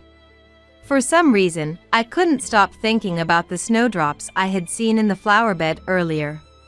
Despite their lush green stems, the absence of even a single bud made them look more like weeds, unsettling me in my current state. Upon arriving at the hospital, I found David waiting. He was in his suit, apparently having been inspecting a nearby store when I called, and had rushed over. "We were just told it might be tough considering her age." David looked exhausted as he shared this with me. Leaving David outside, I lightly knocked and entered Barbara's hospital room. There, Barbara lay unconscious. Her thin arm, now much leaner, peeked out from under a white blanket, and I instinctively looked away. Despite our shock, we discussed with the doctor what steps to take next, concluding that as her family, we should care for her daily. David's job didn't allow him much time, so the majority of the caregiving fell to me, but I accepted this responsibility and continued to care for Barbara diligently. I would gently change her position and wipe her back, even though she remained unconscious. Every hour, I massaged her back and diligently rubbed her swollen legs, trying to improve her circulation. One day, I had to leave the hospital to pick up some necessities for Barbara's stay from a nearby drugstore. When I returned to the room with shopping bags in hand, I found Nancy there unexpectedly. Nancy, you came to see Barbara. I was genuinely happy that Nancy had come to visit Barbara.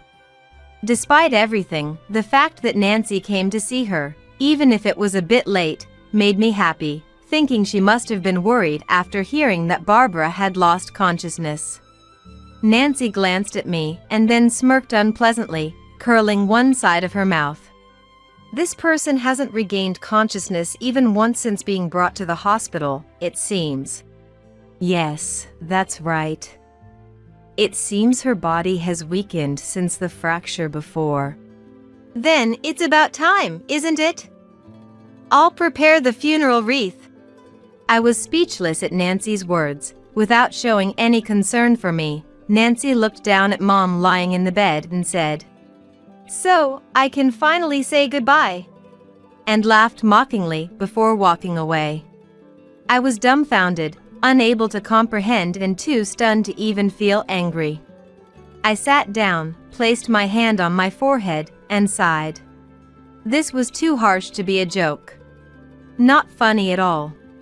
Is it even right to say such things about one's own parent? I don't have children, so I don't know, but I think I would be sad if my daughter spoke to me that way. As I was thinking, Barbara, who had been unconscious, slowly began to rise. Oh my! Barbara! I woke up because I heard Nancy's voice. That's right, there was something I wanted to tell before I die. Barbara spoke to me with a clarity unexpected from someone who had been unconscious. And I will never forget the smile on her face.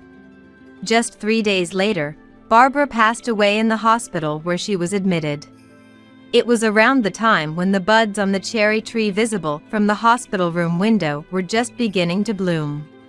The cherry blossoms will be here soon, I said to Barbara, and she smiled weakly. Take me outside, in a wheelchair or anything, she had said. I never thought she would pass away so soon. After Barbara passed away, David immediately notified the relatives as per the doctor's information. While the attending physician was filling out the death certificate for Barbara's body to be transported home, Nancy appeared out of nowhere. My expression darkened instantly, and I nudged David's shoulder. See? Just like I predicted, right? I told you it was about time. Nancy! Enough is enough. Oh dear. Because you were looking after Mom for the inheritance, you find it troublesome that someone like me shows up, don't you? I felt a rush of blood to my head, but David immediately shouted. Get out! He yelled. Nancy, seemingly taken aback by this, widened her eyes in surprise, but then smirked again and said, Let's talk after the funeral is over. About what's to come. She then left. I clenched my fists, feeling a tightness in my chest from frustration. The funeral proceeded without any hitches, but it was a challenging time for David and me. We were utterly exhausted. Most of the funeral arrangements were made by us. We contacted the funeral home, discussed the schedule and details, and held the service. Barbara had told David she preferred a small funeral, so we only invited close relatives. Nancy called us to the smoking area of the funeral home and handed us canned coffee. She took out a cigarette from her bag, lit it, and inhaled deeply with relish. We should sell the family home and split Mom's savings and other assets in half, right? Nancy asked, pointing the lit end of her cigarette towards David's face. Since neither David nor I smoked, we stood a bit away from the smoking area, resulting in our voices being raised to converse with Nancy. We're not thinking about selling the house right now. Don't you think it's disrespectful to even discuss this so soon after the funeral? I wonder how it works in such cases. Should we assess the family home's value and then David pays me half of that? Suppressing the urge to throw the can of coffee in Nancy's face, I stepped forward, ahead of David. Nancy looked at me somewhat surprised, stubbed out her cigarette in the ashtray, and lit another one. Actually, Barbara mentioned there was a will. A will? I haven't heard about it. On that day you showed such disrespect to Barbara, who was unconscious. Barbara told me she had prepared a will while she was still in good health. And she told me what's in it. Barbara, on that day, had left a note written hastily on stationery about the general contents of her will and a memo stating that no one was allowed to contest it. She had already entrusted the actual will to a notary, so she couldn't show it, but she weakly smiled, saying she remembered the contents well that she had noted down. When Barbara handed me the envelope containing the hastily written note, her expression was serene, as if she had resolved any lingering regrets. Nancy, with a cigarette between her lips, read the contents labeled will. Her expression gradually hardened, and when her gaze shifted from the will to me, she stubbed out her cigarette and approached. As Nancy got closer, the smell of cigarette prompted me to grimace involuntarily. What do you mean by this? You're saying all of Mom's inheritance goes to you guys? Don't joke with me. I glared at Nancy with a firm stance. When Barbara handed me this will, she had held my hand, thanked me, and with a face of sorrow I had never seen before, she pleaded. Please. I couldn't erase Barbara's beseeching face from my mind. There's one will, but there's another document Barbara left behind. She asked me to make sure it's enforced, even if it means going to court. Don't beat around the bush. Just hand it over. What is this document? It's a promissory note. At that, Nancy slightly raised her eyebrows and placed her hand on her chin. What does that mean? She seemed to be pondering, but it was clear Nancy didn't understand the significance of the term promissory note in this context. That was understandable. To be honest, I was also surprised when I first saw this promissory note. Whether Barbara was meticulous by nature or just precise about financial matters, she had recorded in great detail the money she had lent to her daughter, Nancy. The record of debts, listed with dates, times, amounts lent, and reasons, filled about half of the notebook. Most entries hinted at Nancy's financial contributions to boyfriends she had dated when she was younger. After I briefly explained the contents of the promissory note, Nancy confronted me, her face pale. She recorded everything in such detail. Always criticizing the people I dated, always something. Linda, how much does it all come to? There's at least $80,000. However, there's no mention of the interest rate, so the statutory rate would apply. The actual amount on the promissory note was about $25,000, but I lied effortlessly.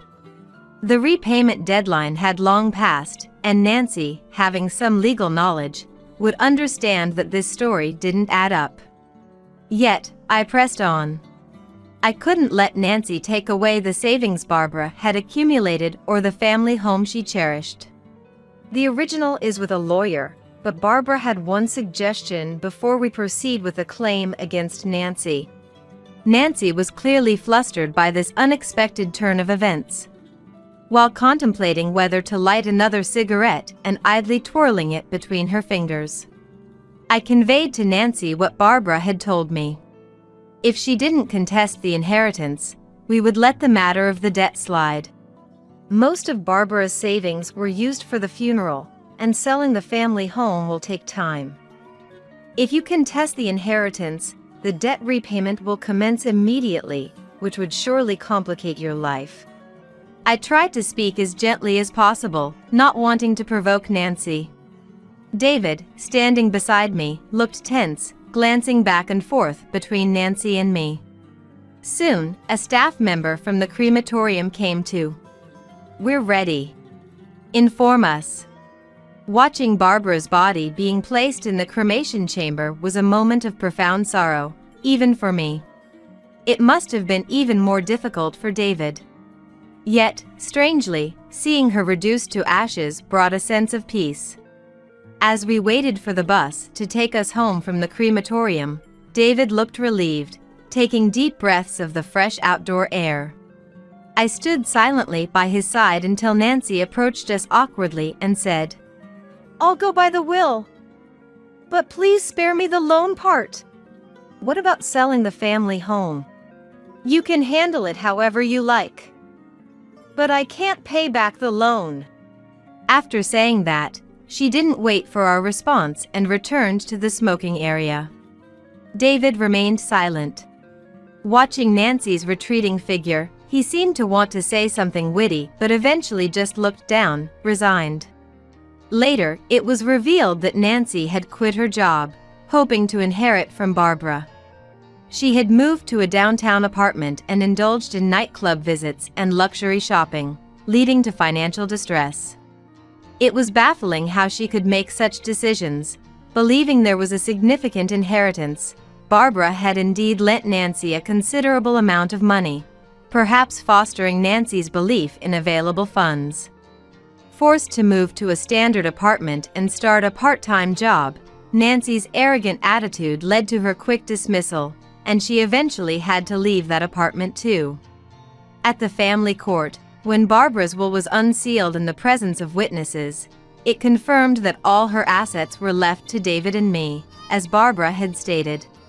Though it was expected, Nancy remained silent, sighing deeply and looking defeated. Nancy is now scraping by with a live-in part-time job, but we have no sympathy for her. David, her brother, shares my reluctance to interact further, and one day, the landline was removed from our home. We've decided to keep in touch only with close relatives. Yet, there's a part of me that wonders if this lonely conclusion was truly for the best. I wonder if this was truly the right ending for Barbara.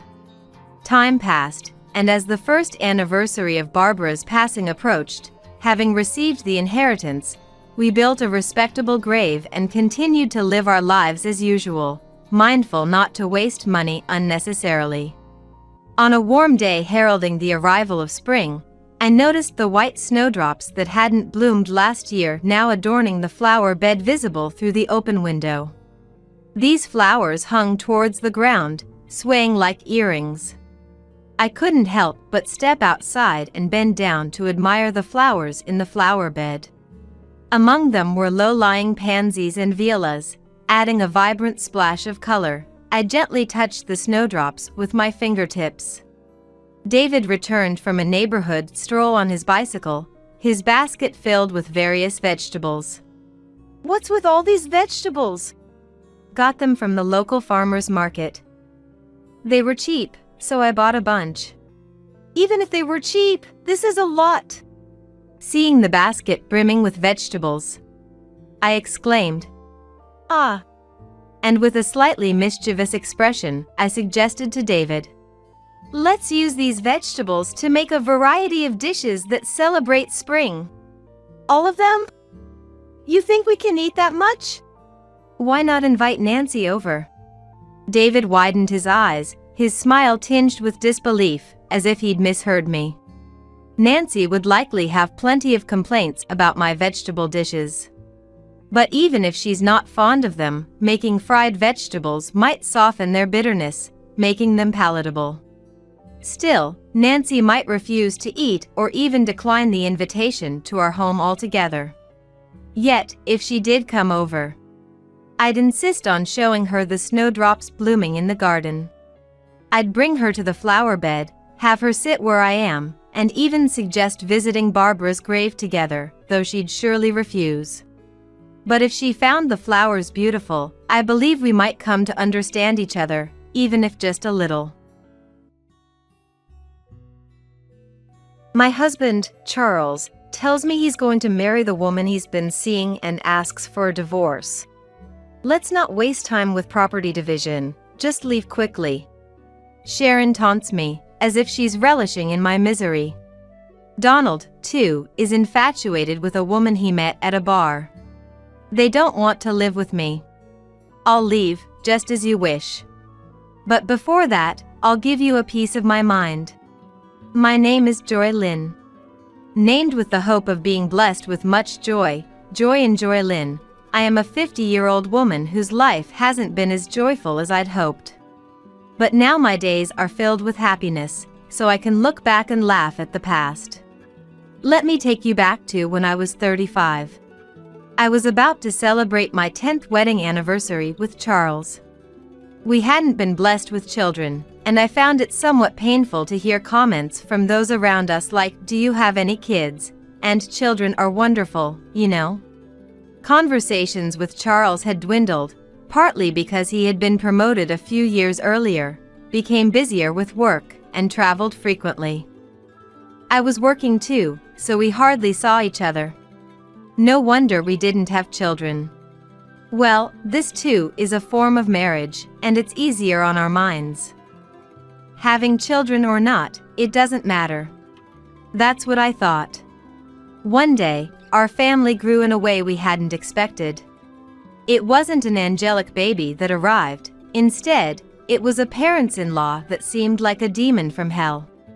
Apparently, right after we got married, the parents-in-law had been constantly telling Charles that they wanted to live with us. Charles weighed the hassle of living together against the hassle of continually refusing. As a result, he decided that living together would be less of a hassle. Surprisingly rational, or not? Hey, I didn't agree to live together. According to Charles, I'm hardly ever home, so it's fine. It might be fine for you. But still, as Charles said, it's fine. If the parents-in-law are good people. I had a hard time with these parents-in-law even before we started living together. They were the ones who persistently asked me, "When are you having kids?" Sharon would always say, "The more children you have, the better," every time we met. But you only gave birth to Charles, right? Living with such parents-in-law, it's a stomach-churning story. I wonder how living together will turn out. My expectations were quickly betrayed. Not in a good way. It turned out even worse than I thought. Donald solemnly declared as we started living together, "We won't give you any pension or living expenses." Then Sharon continued with a smile, "Let's go with that arrangement." Wait, what kind of arrangement is that? Charles also said something like, "We both work, so we can manage without receiving living expenses." So Charles is one of them, too. I had never been particularly dissatisfied with Charles until now. I didn't expect much from a husband even before we got married. I thought a husband who doesn't get angry easily and works hard was good enough. But now, a wave of complaints that I never had before came rushing in. Moreover, as I lived with the parents-in-law for a while, I gradually understood the real reason they wanted to live with us. Donald would often go out somewhere at night. I believed him when he said he was going out to drink with friends. But then, I found a point card from what you'd call a nightclub and a business card with Nancy written on it in the laundry. There are various types of bars, but this was clearly a service industry that directly satisfies a man's desires. I see, he likes Nancy. I can't believe he's still so energetic at his age. I thought. Of course, I meant it in a bad way. No wonder he can't give us living expenses, he's spending it on Nancy. It can't be helped. No way. On the other hand, Sharon gradually started to harass me. Moreover, she was cunning and intensified the harassment gradually, so much so that even I didn't notice at first. At first, I thought she was being kind. I could have endured it if it had just been about the way I fold laundry or season my cooking, but there were times when Sharon called me by the name of Charles's ex-girlfriend. Every time, Sharon would apologize, saying, "I remember her strongly because she was the first girlfriend Charles introduced me to. I didn't do it on purpose. I'm sorry." At first, I thought, Sharon is old, so maybe such things happen. But as it continued, I realized something was off. Speaking of which, every time I took a shower, the bathroom was always dirty. I initially thought the mess in the bathroom was from Charles and the others who had gone in before, but no one complained about the bathroom being dirty. So, without a doubt, it must have been Sharon who was in before me. There were other instances too, like when Sharon, mistakenly thinking everyone had already bathed on a snowy day, unplugged the bathtub, leaving me to shower in the freezing cold. She also once took my favorite necklace from the closet without asking and then lost it. Each time, Sharon would say, "I didn't do it on purpose. I just wasn't thinking. I'm sorry." While it's possible to accidentally shower or call someone by the wrong name, taking jewelry without permission is not something that can be brushed off as a mere oversight. I began to suspect that maybe this was all intentional harassment aimed at me. When I saw Sharon angrily sitting at the dining table saying, "My dinner is late because Joylyn came home late," I finally realized it was indeed harassment, albeit subtle. Come to think of it, Sharon hasn't done any housework since she came to our home. She throws her socks inside out into the laundry and tosses bottles into the trash without removing the labels, adding minor inconveniences every time. She complains if meals are late and if the sheets are messy, and sometimes she even throws things. I finally understood.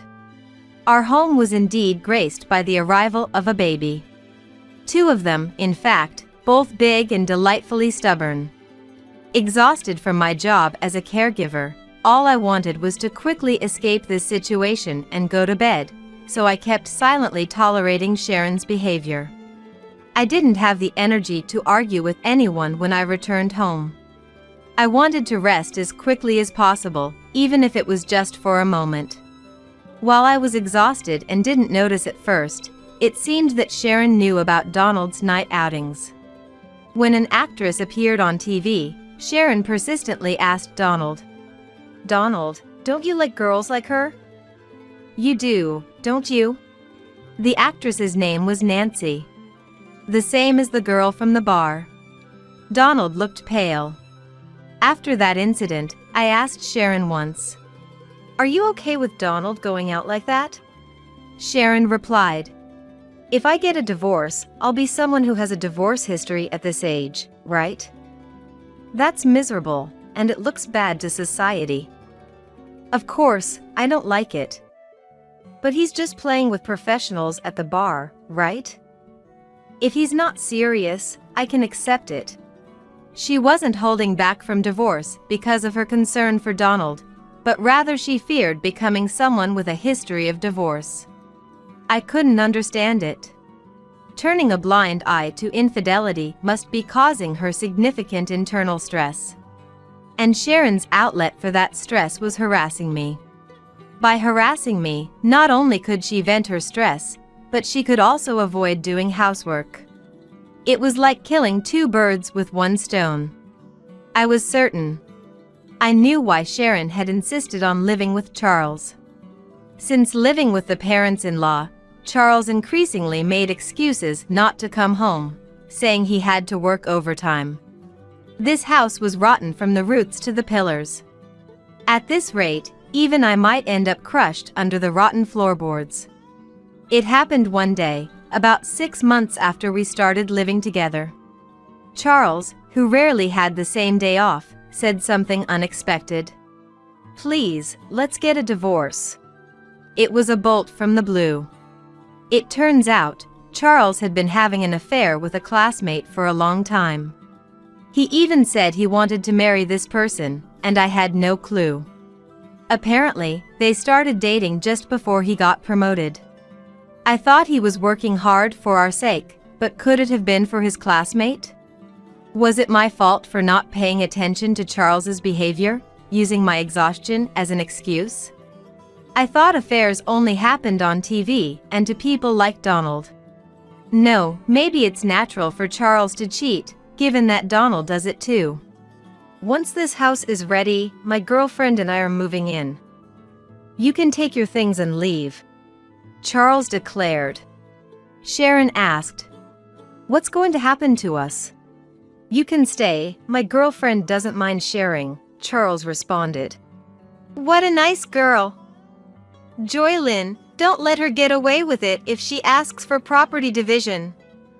We're going to use this house and everything in it. Donald chimed in. Yeah, she's really a good girl. Especially if she's cuter than Joylyn. Sharon shot Donald a look as if to say, there you go again with women. But Charles and Donald just laughed. These people are hopeless. I replied, all right. I'm fine with a divorce. There's a memorial ceremony in Atlanta soon, right? Can you wait until then? Planning on enjoying the feast at the memorial ceremony, are you? How pathetic. There's no way I'm taking a woman who's divorcing me. Just leave already. Who's the pathetic one here? Who cares about the food? Despite everything, Sharon and I, the only women in the room and both cheated on, can't seem to get along. No, I was planning to move out on that day.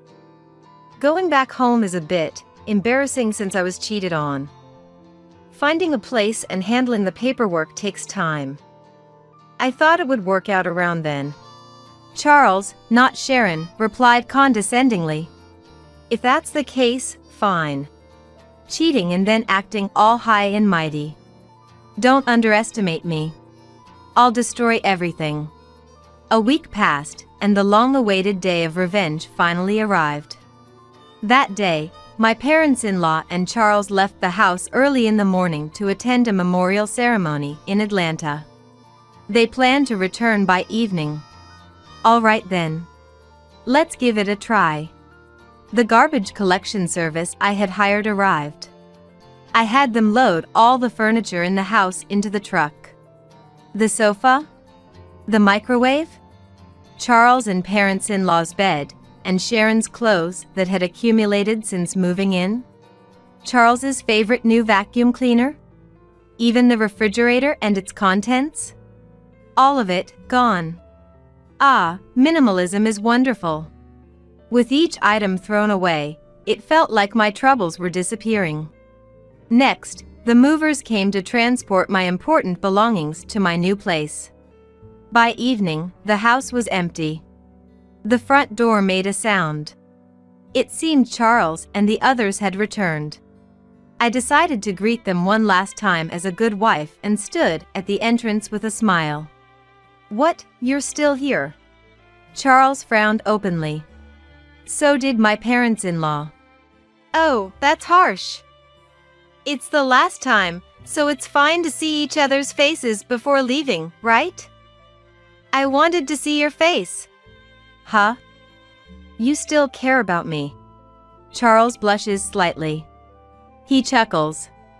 What's the big deal? Fine. Let's have a meal together one last time, shall we? Charles, strangely in a good mood, heads towards the living room saying this, followed by Sharon, who looks exasperated, saying, Charles is so sweet. Donald, on the other hand, turns to me with a proud look, saying, that's my son. I'm baffled. Having a meal, huh? Would have been a nice way to part, if there was anything left to eat. Huh? What?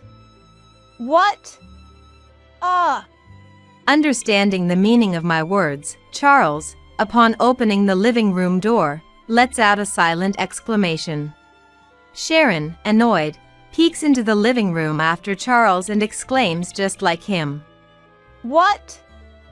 Ah! Donald does the same.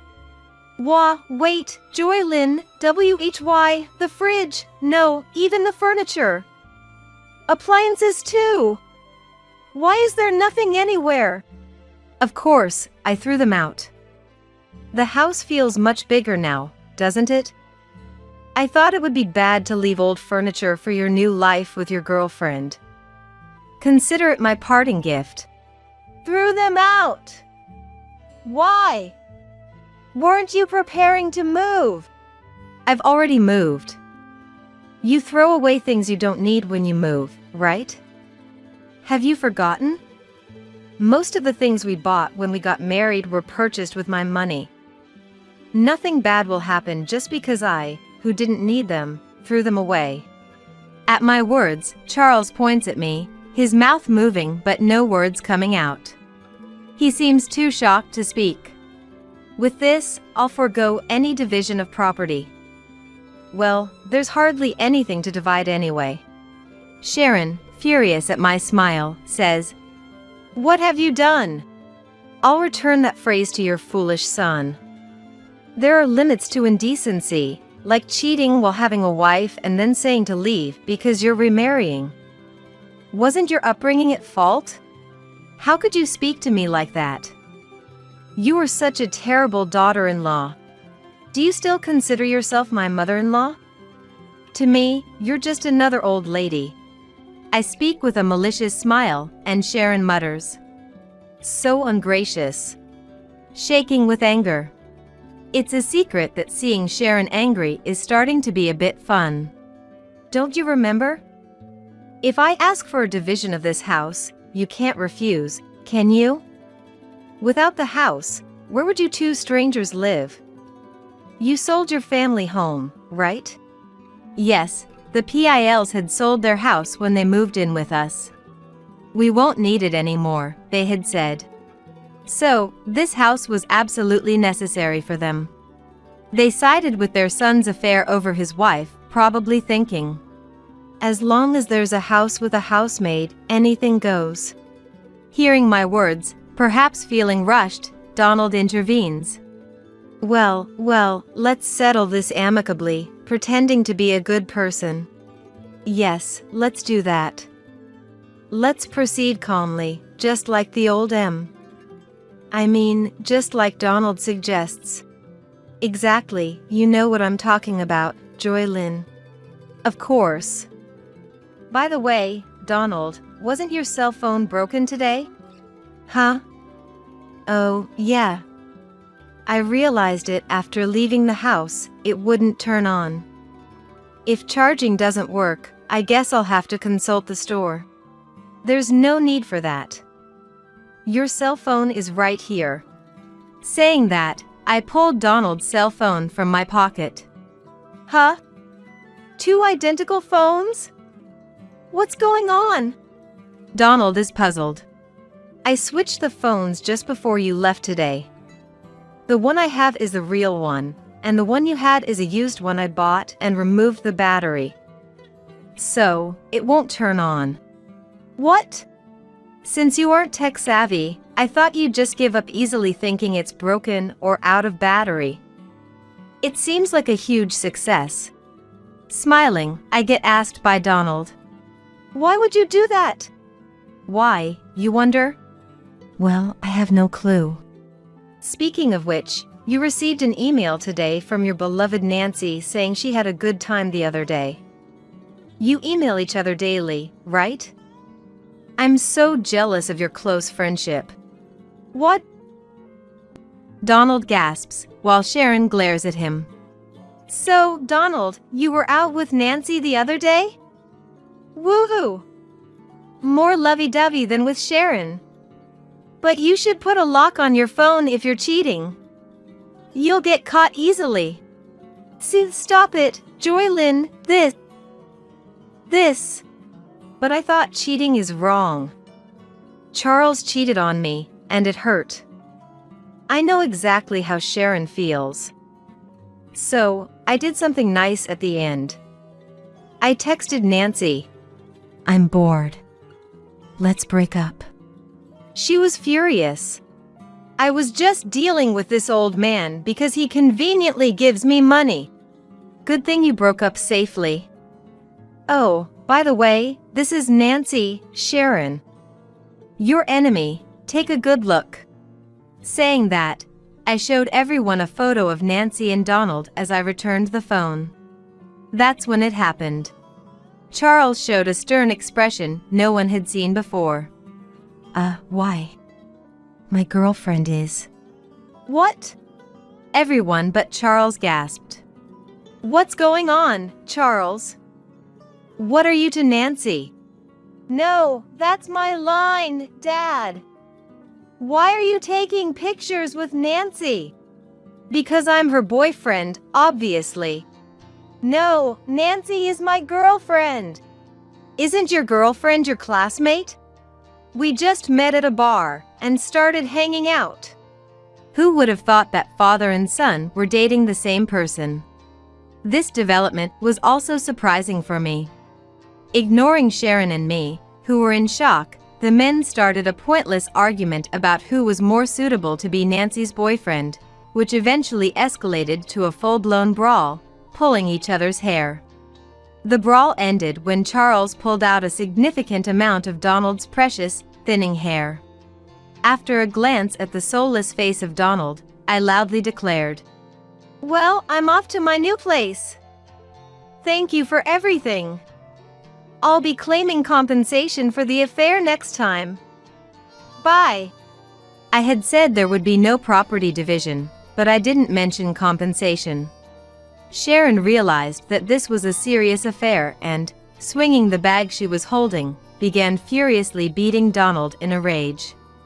Donald stood there, head hung low, as if he had burnt out completely, unable to process everything happening all at once. Watching this living hell unfold beside me, I couldn't stop smiling as I hopped on my beloved scooter and left the scene. Although it's a far stretch, in my mind, I felt like Tom Cruise in Top Gun. Oh, it's been a while since I've ridden down such a refreshing night road. This is the best. Later on, when I proposed divorce, including the alimony, Charles said, "Please wait on the divorce. It seems that Sharon is also considering divorce, and there is a possibility that everyone might lose their homes or their circumstances might change, so he wants to save as much money as possible." He said things like, "Don't you think it's pitiful for us, who once lived together, to face such a difficult situation? And we need money now, but..." I didn't care, so I proceeded with the divorce talks without discussion and took as much money as I could get from Charles and his affair partner.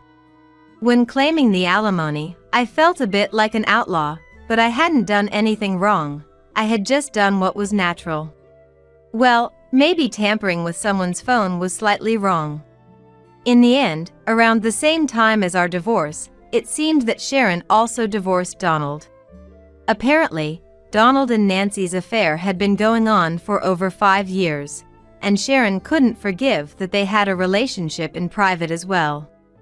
I don't quite understand why bar hopping is forgivable but private relationships aren't.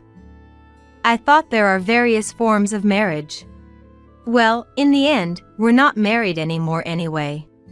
Donald was sued for alimony by Sharon, and Charles was sued for alimony by me. So the saying blood will out held true, and the parents-in-law are now all scattered. Sharon, having been cheated on by Donald, seemed to have grown to despise men in general, including Charles, who had abandoned me in a similar manner.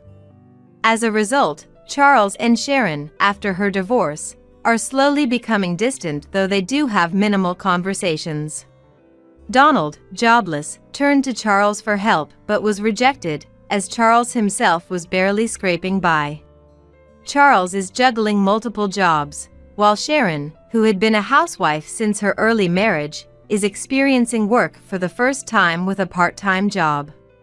Donald became a part-time worker living in a cheap hotel. Charles, eager to remarry Nancy, learned that she wasn't interested. Nancy saw both Charles and Donald as mere extensions of her bar work, as convenient sources of money. It turned out that Nancy had other men besides Charles in the same capacity. Charles, having been classmates with her, mistook her for being serious and believed she was his destiny. But in reality, it was a foolish and trivial story. In the end, both men were deemed unnecessary by Nancy, even as convenient sources of money, and were discarded. From my perspective, I thought, since I'm leaving, might as well destroy everything in the process.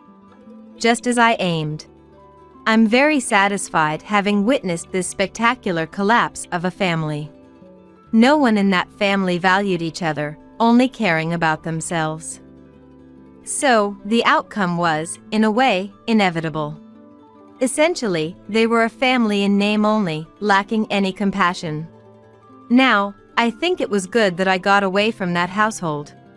On the other hand, while I still come home exhausted from work every day, living alone has freed up my time as I no longer need to allocate it for someone else.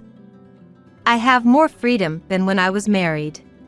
Back when I was married, I hardly had time to meet my college friends, but now I can travel with them on my days off and even have time for my hobbies.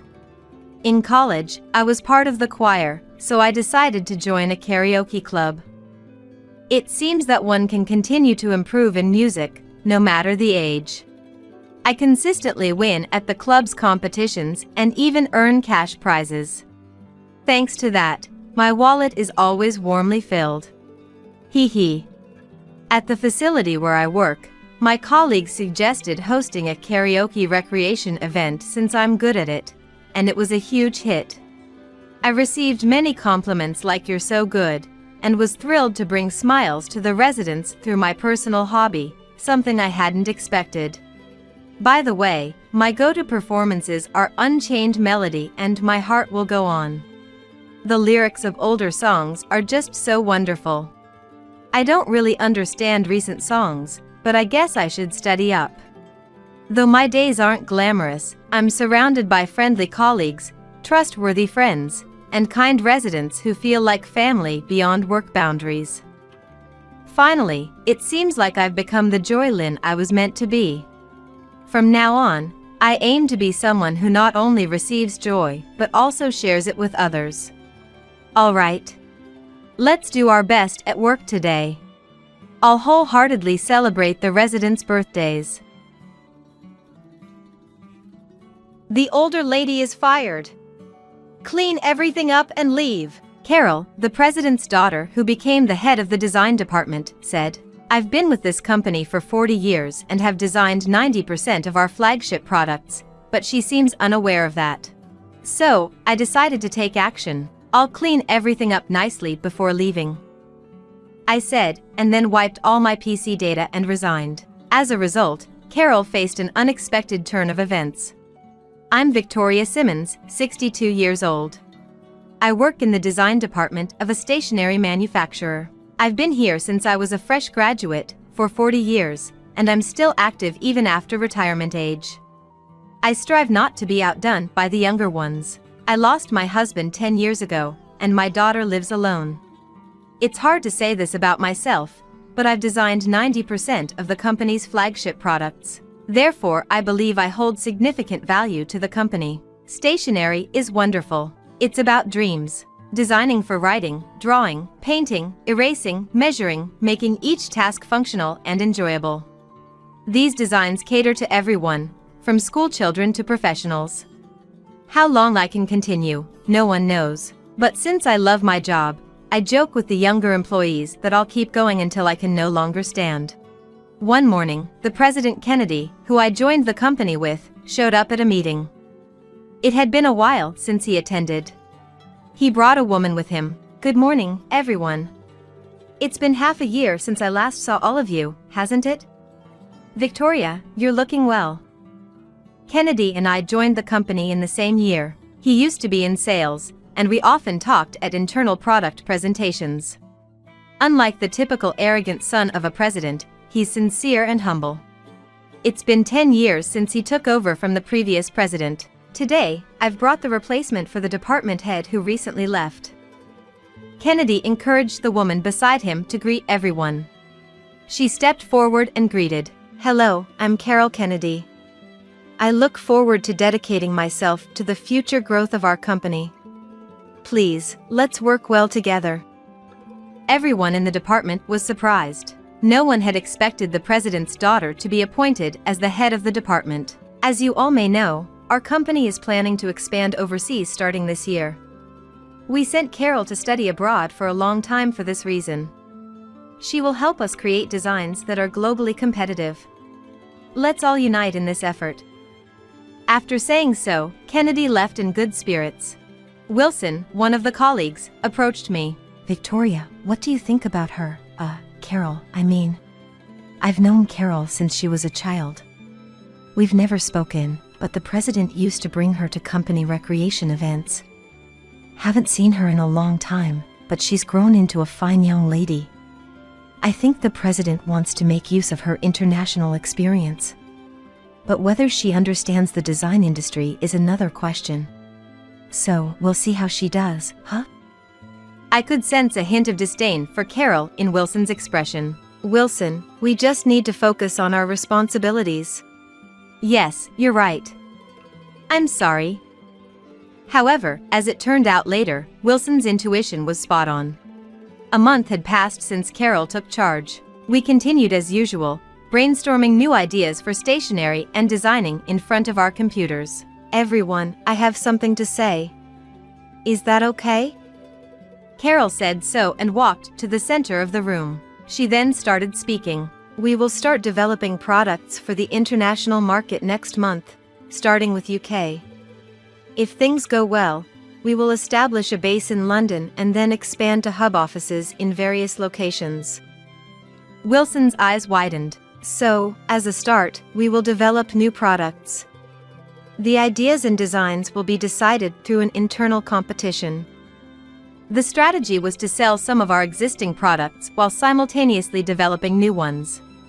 The release of the new products, both domestically and internationally. It was set for 6 months later. I had a question. Carol, is there a specific concept for the product development? Her face, which had been amiable until then, hardened. The fact that I didn't mention a concept means it's the same as before. Simmons, you're our most veteran employee, right? I didn't expect such a basic question from someone like you. I was taken aback by her unexpected response. If I had to say, I don't want anything outdated. With a composed face, Carol finished speaking and returned to her desk. The internal competition was held weekly. I thought, wouldn't it be wonderful if, like Hollywood movies, American origin stationery could become popular worldwide? I kept searching for new product ideas. What's different from my younger days is that the number of ideas that come to mind decreases with age. However, the quality of each idea has certainly improved. So, I wasn't worried even if I didn't come up with ideas every week. But Carol seemed not to tolerate that. In this past month, everyone has worked hard. We've had over 200 ideas, with Wilson contributing 20%. It's not just about quantity, especially since we don't know what the market expects. We need as many ideas as possible.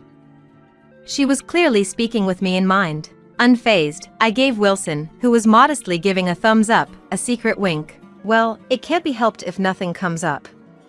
But, as professionals, is it acceptable? Only 5 ideas in a month might indicate you've run out of ideas after being in the business for so long. I don't understand that world, but it doesn't seem like you're trying. She looked straight at me, without averting her eyes even once. After the meeting, Wilson came to me. Thanks to you, Victoria. Your way of expanding associations was amazing. Ideas just keep coming. But Carol is too blatant. It's really annoying.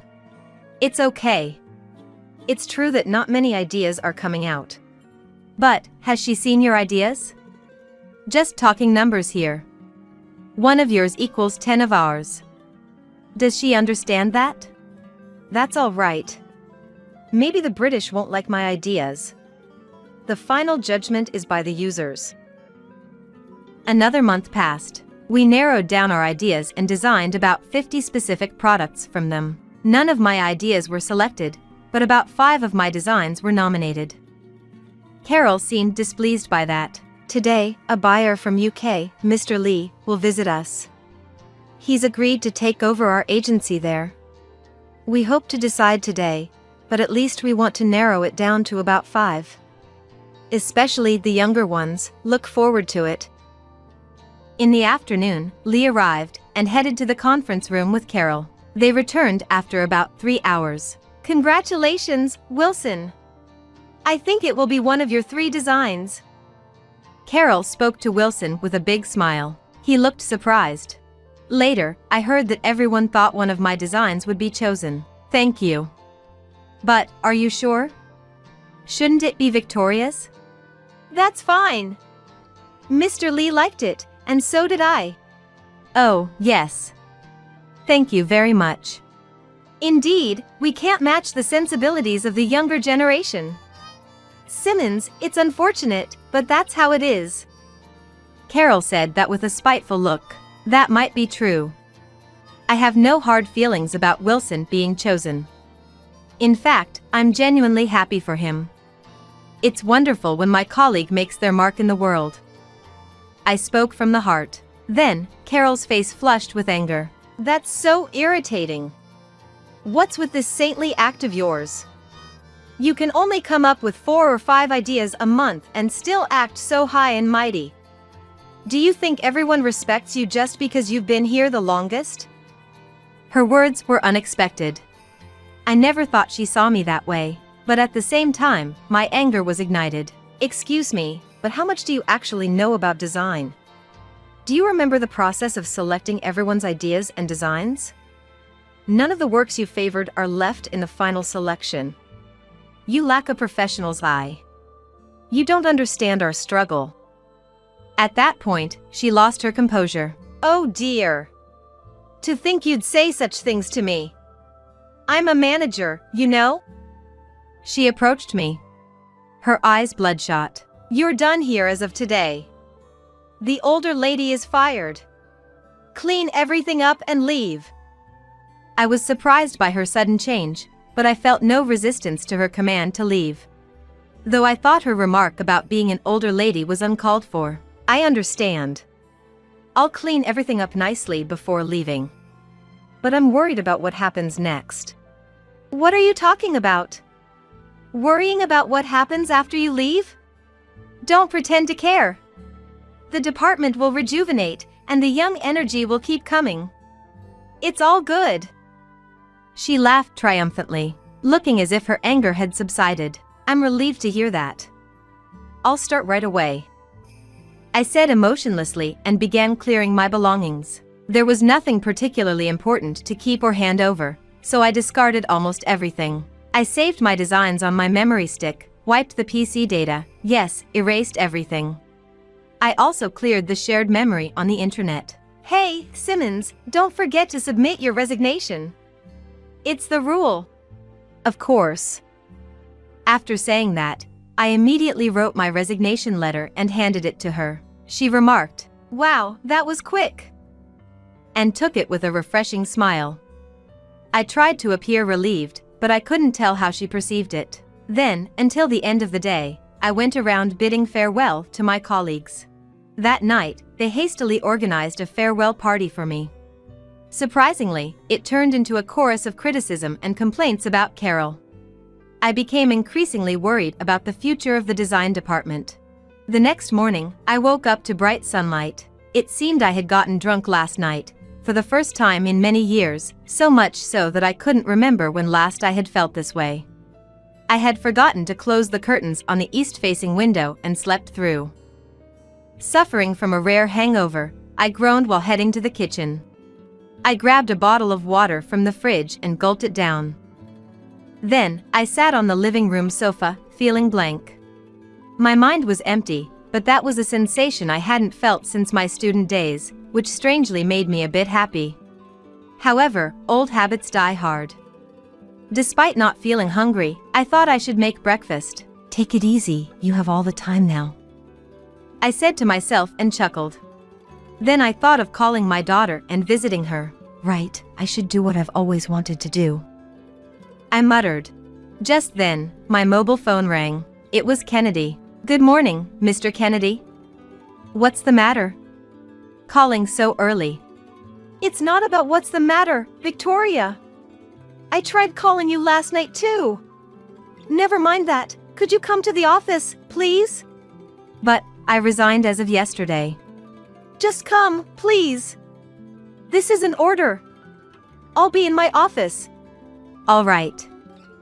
An order, that's not something one says to someone who has resigned. Yet, I thought, if he's insisting so much, it must be something urgent. I soothed my aching head with hot coffee, gulping it down as it cooled. Then, I called a taxi and headed to the office. Excuse me. I knocked and entered the president's office. Good morning. Sorry for calling you in so early.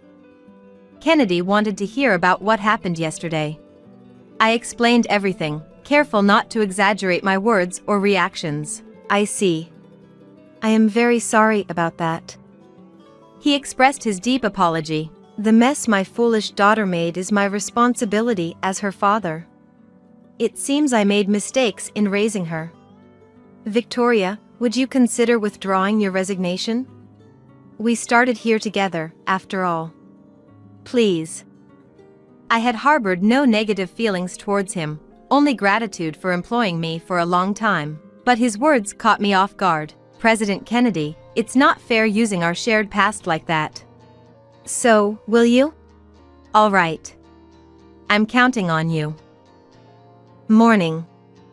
Saying that, he entered the design department office. I was told to wait in the hallway until called. The door was left open, so I could hear the conversation inside. Dad, what are you doing here? Did we have a plan? Do not call me Dad here. His uncharacteristically stern tone seemed to surprise Carol. I have a question for you, Carol. What is it?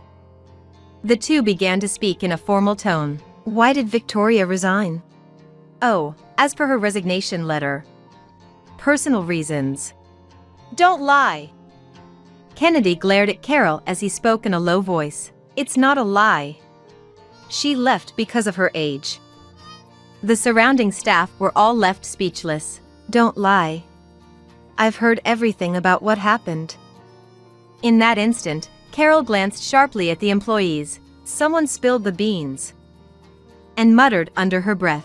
Suddenly, Kennedy raised his voice. Don't make a fool of me. Carol stood up, startled, her eyes wide open. Victoria. I was called and immediately entered the room. Carol's eyes were so wide open, it seemed they might fall out. Carol, I heard it from Victoria. You don't seem to understand what you did. She seemed to have calmed down a bit. Even so, she took a deep breath before proceeding. How do I know if her story is true? Fool! Carol collapsed to the floor. Who do you think you are?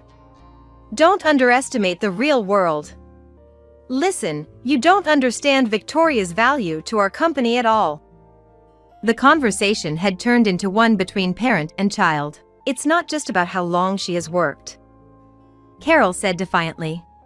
Kennedy was completely exasperated. How dare you? Victoria has been faithfully serving for 40 years, designing 90% of our flagship products. She's the backbone of our company. Without her, the design department would fall apart. She's irreplaceable. You, on the other hand, are easily replaceable. Understand? Carol was at a loss for words, but she bit her lip and glared at Kennedy. Then you should have told me that. How am I supposed to know if no one tells me? She spoke like a petulant child, and laughter could be heard from the staff. Carol glared at them. Seeing that, Kennedy turned towards the staff. Everyone, I am truly sorry. This incident is my responsibility as her father. That's right, I never wanted to be in this department in the first place. Dad is to blame. I thought my blood vessels might burst. You are unbelievably hopeless. Kennedy and Carol both looked surprised, caught off guard. I had made up my mind. Carol, let me be clear. You are not cut out for a managerial role. In fact, you have a fatal flaw as a professional. Your conversation with President Kennedy just now proves it. You may have forgotten, but you called me an older lady. And as I've said before, your judgment in design is non-existent. It's hopeless. Carol was still in shock. I've changed my mind and decided to come back to work, for the sake of the president and the design department. I've chosen to cherish my passion. I then said to Kennedy, I'm sorry for my outburst. He shook his head and replied, not at all. Thank you. Carol was biting her lip in frustration again, this time looking down. Then, a phone call came. It was for Carol, but after a moment of hesitation, Kennedy answered it. The caller was Lee. Kennedy listened, nodding and showing surprise at times, and eventually said, "That's fine. I apologize for the inconvenience. We look forward to continued cooperation." He hung up. It was about the selection of the design. Lee said that although my design was his top choice, he reluctantly went with Wilson's due to Carol's strong insistence and persuasion. He found it hard to discard my design and thus reached out. It seemed that Carol had come to terms with the situation. She finally seemed to surrender. She dropped like a wilting sunflower. After Lee's call, Kennedy laid out the conditions to Carol in front of the staff. "You will decide your own future. If you want to work in our company, start from the new employee training. Otherwise, you'll be assigned to one of our client companies." Greatly humbled, Carol replied in a faint voice, "Yes." After the two left, all the staff gathered around me, expressing their joy. Although it was the unfortunate outcome for Wilson, "See, I told you. This is for the best," he said with a smile. Indeed, it seemed like things turned out just as he and everyone else had initially felt about Carol. That experience reminded me of how important intuition is for a designer. Subsequently, our market expansion into the UK went well. This time, we targeted teenagers. We found that the sensibilities of American and British teenagers are quite similar. While I don't think it applies to all age groups, it was a revelation. Considering the global use of social media, it's clear that sharing of sensibilities is happening faster than imagined.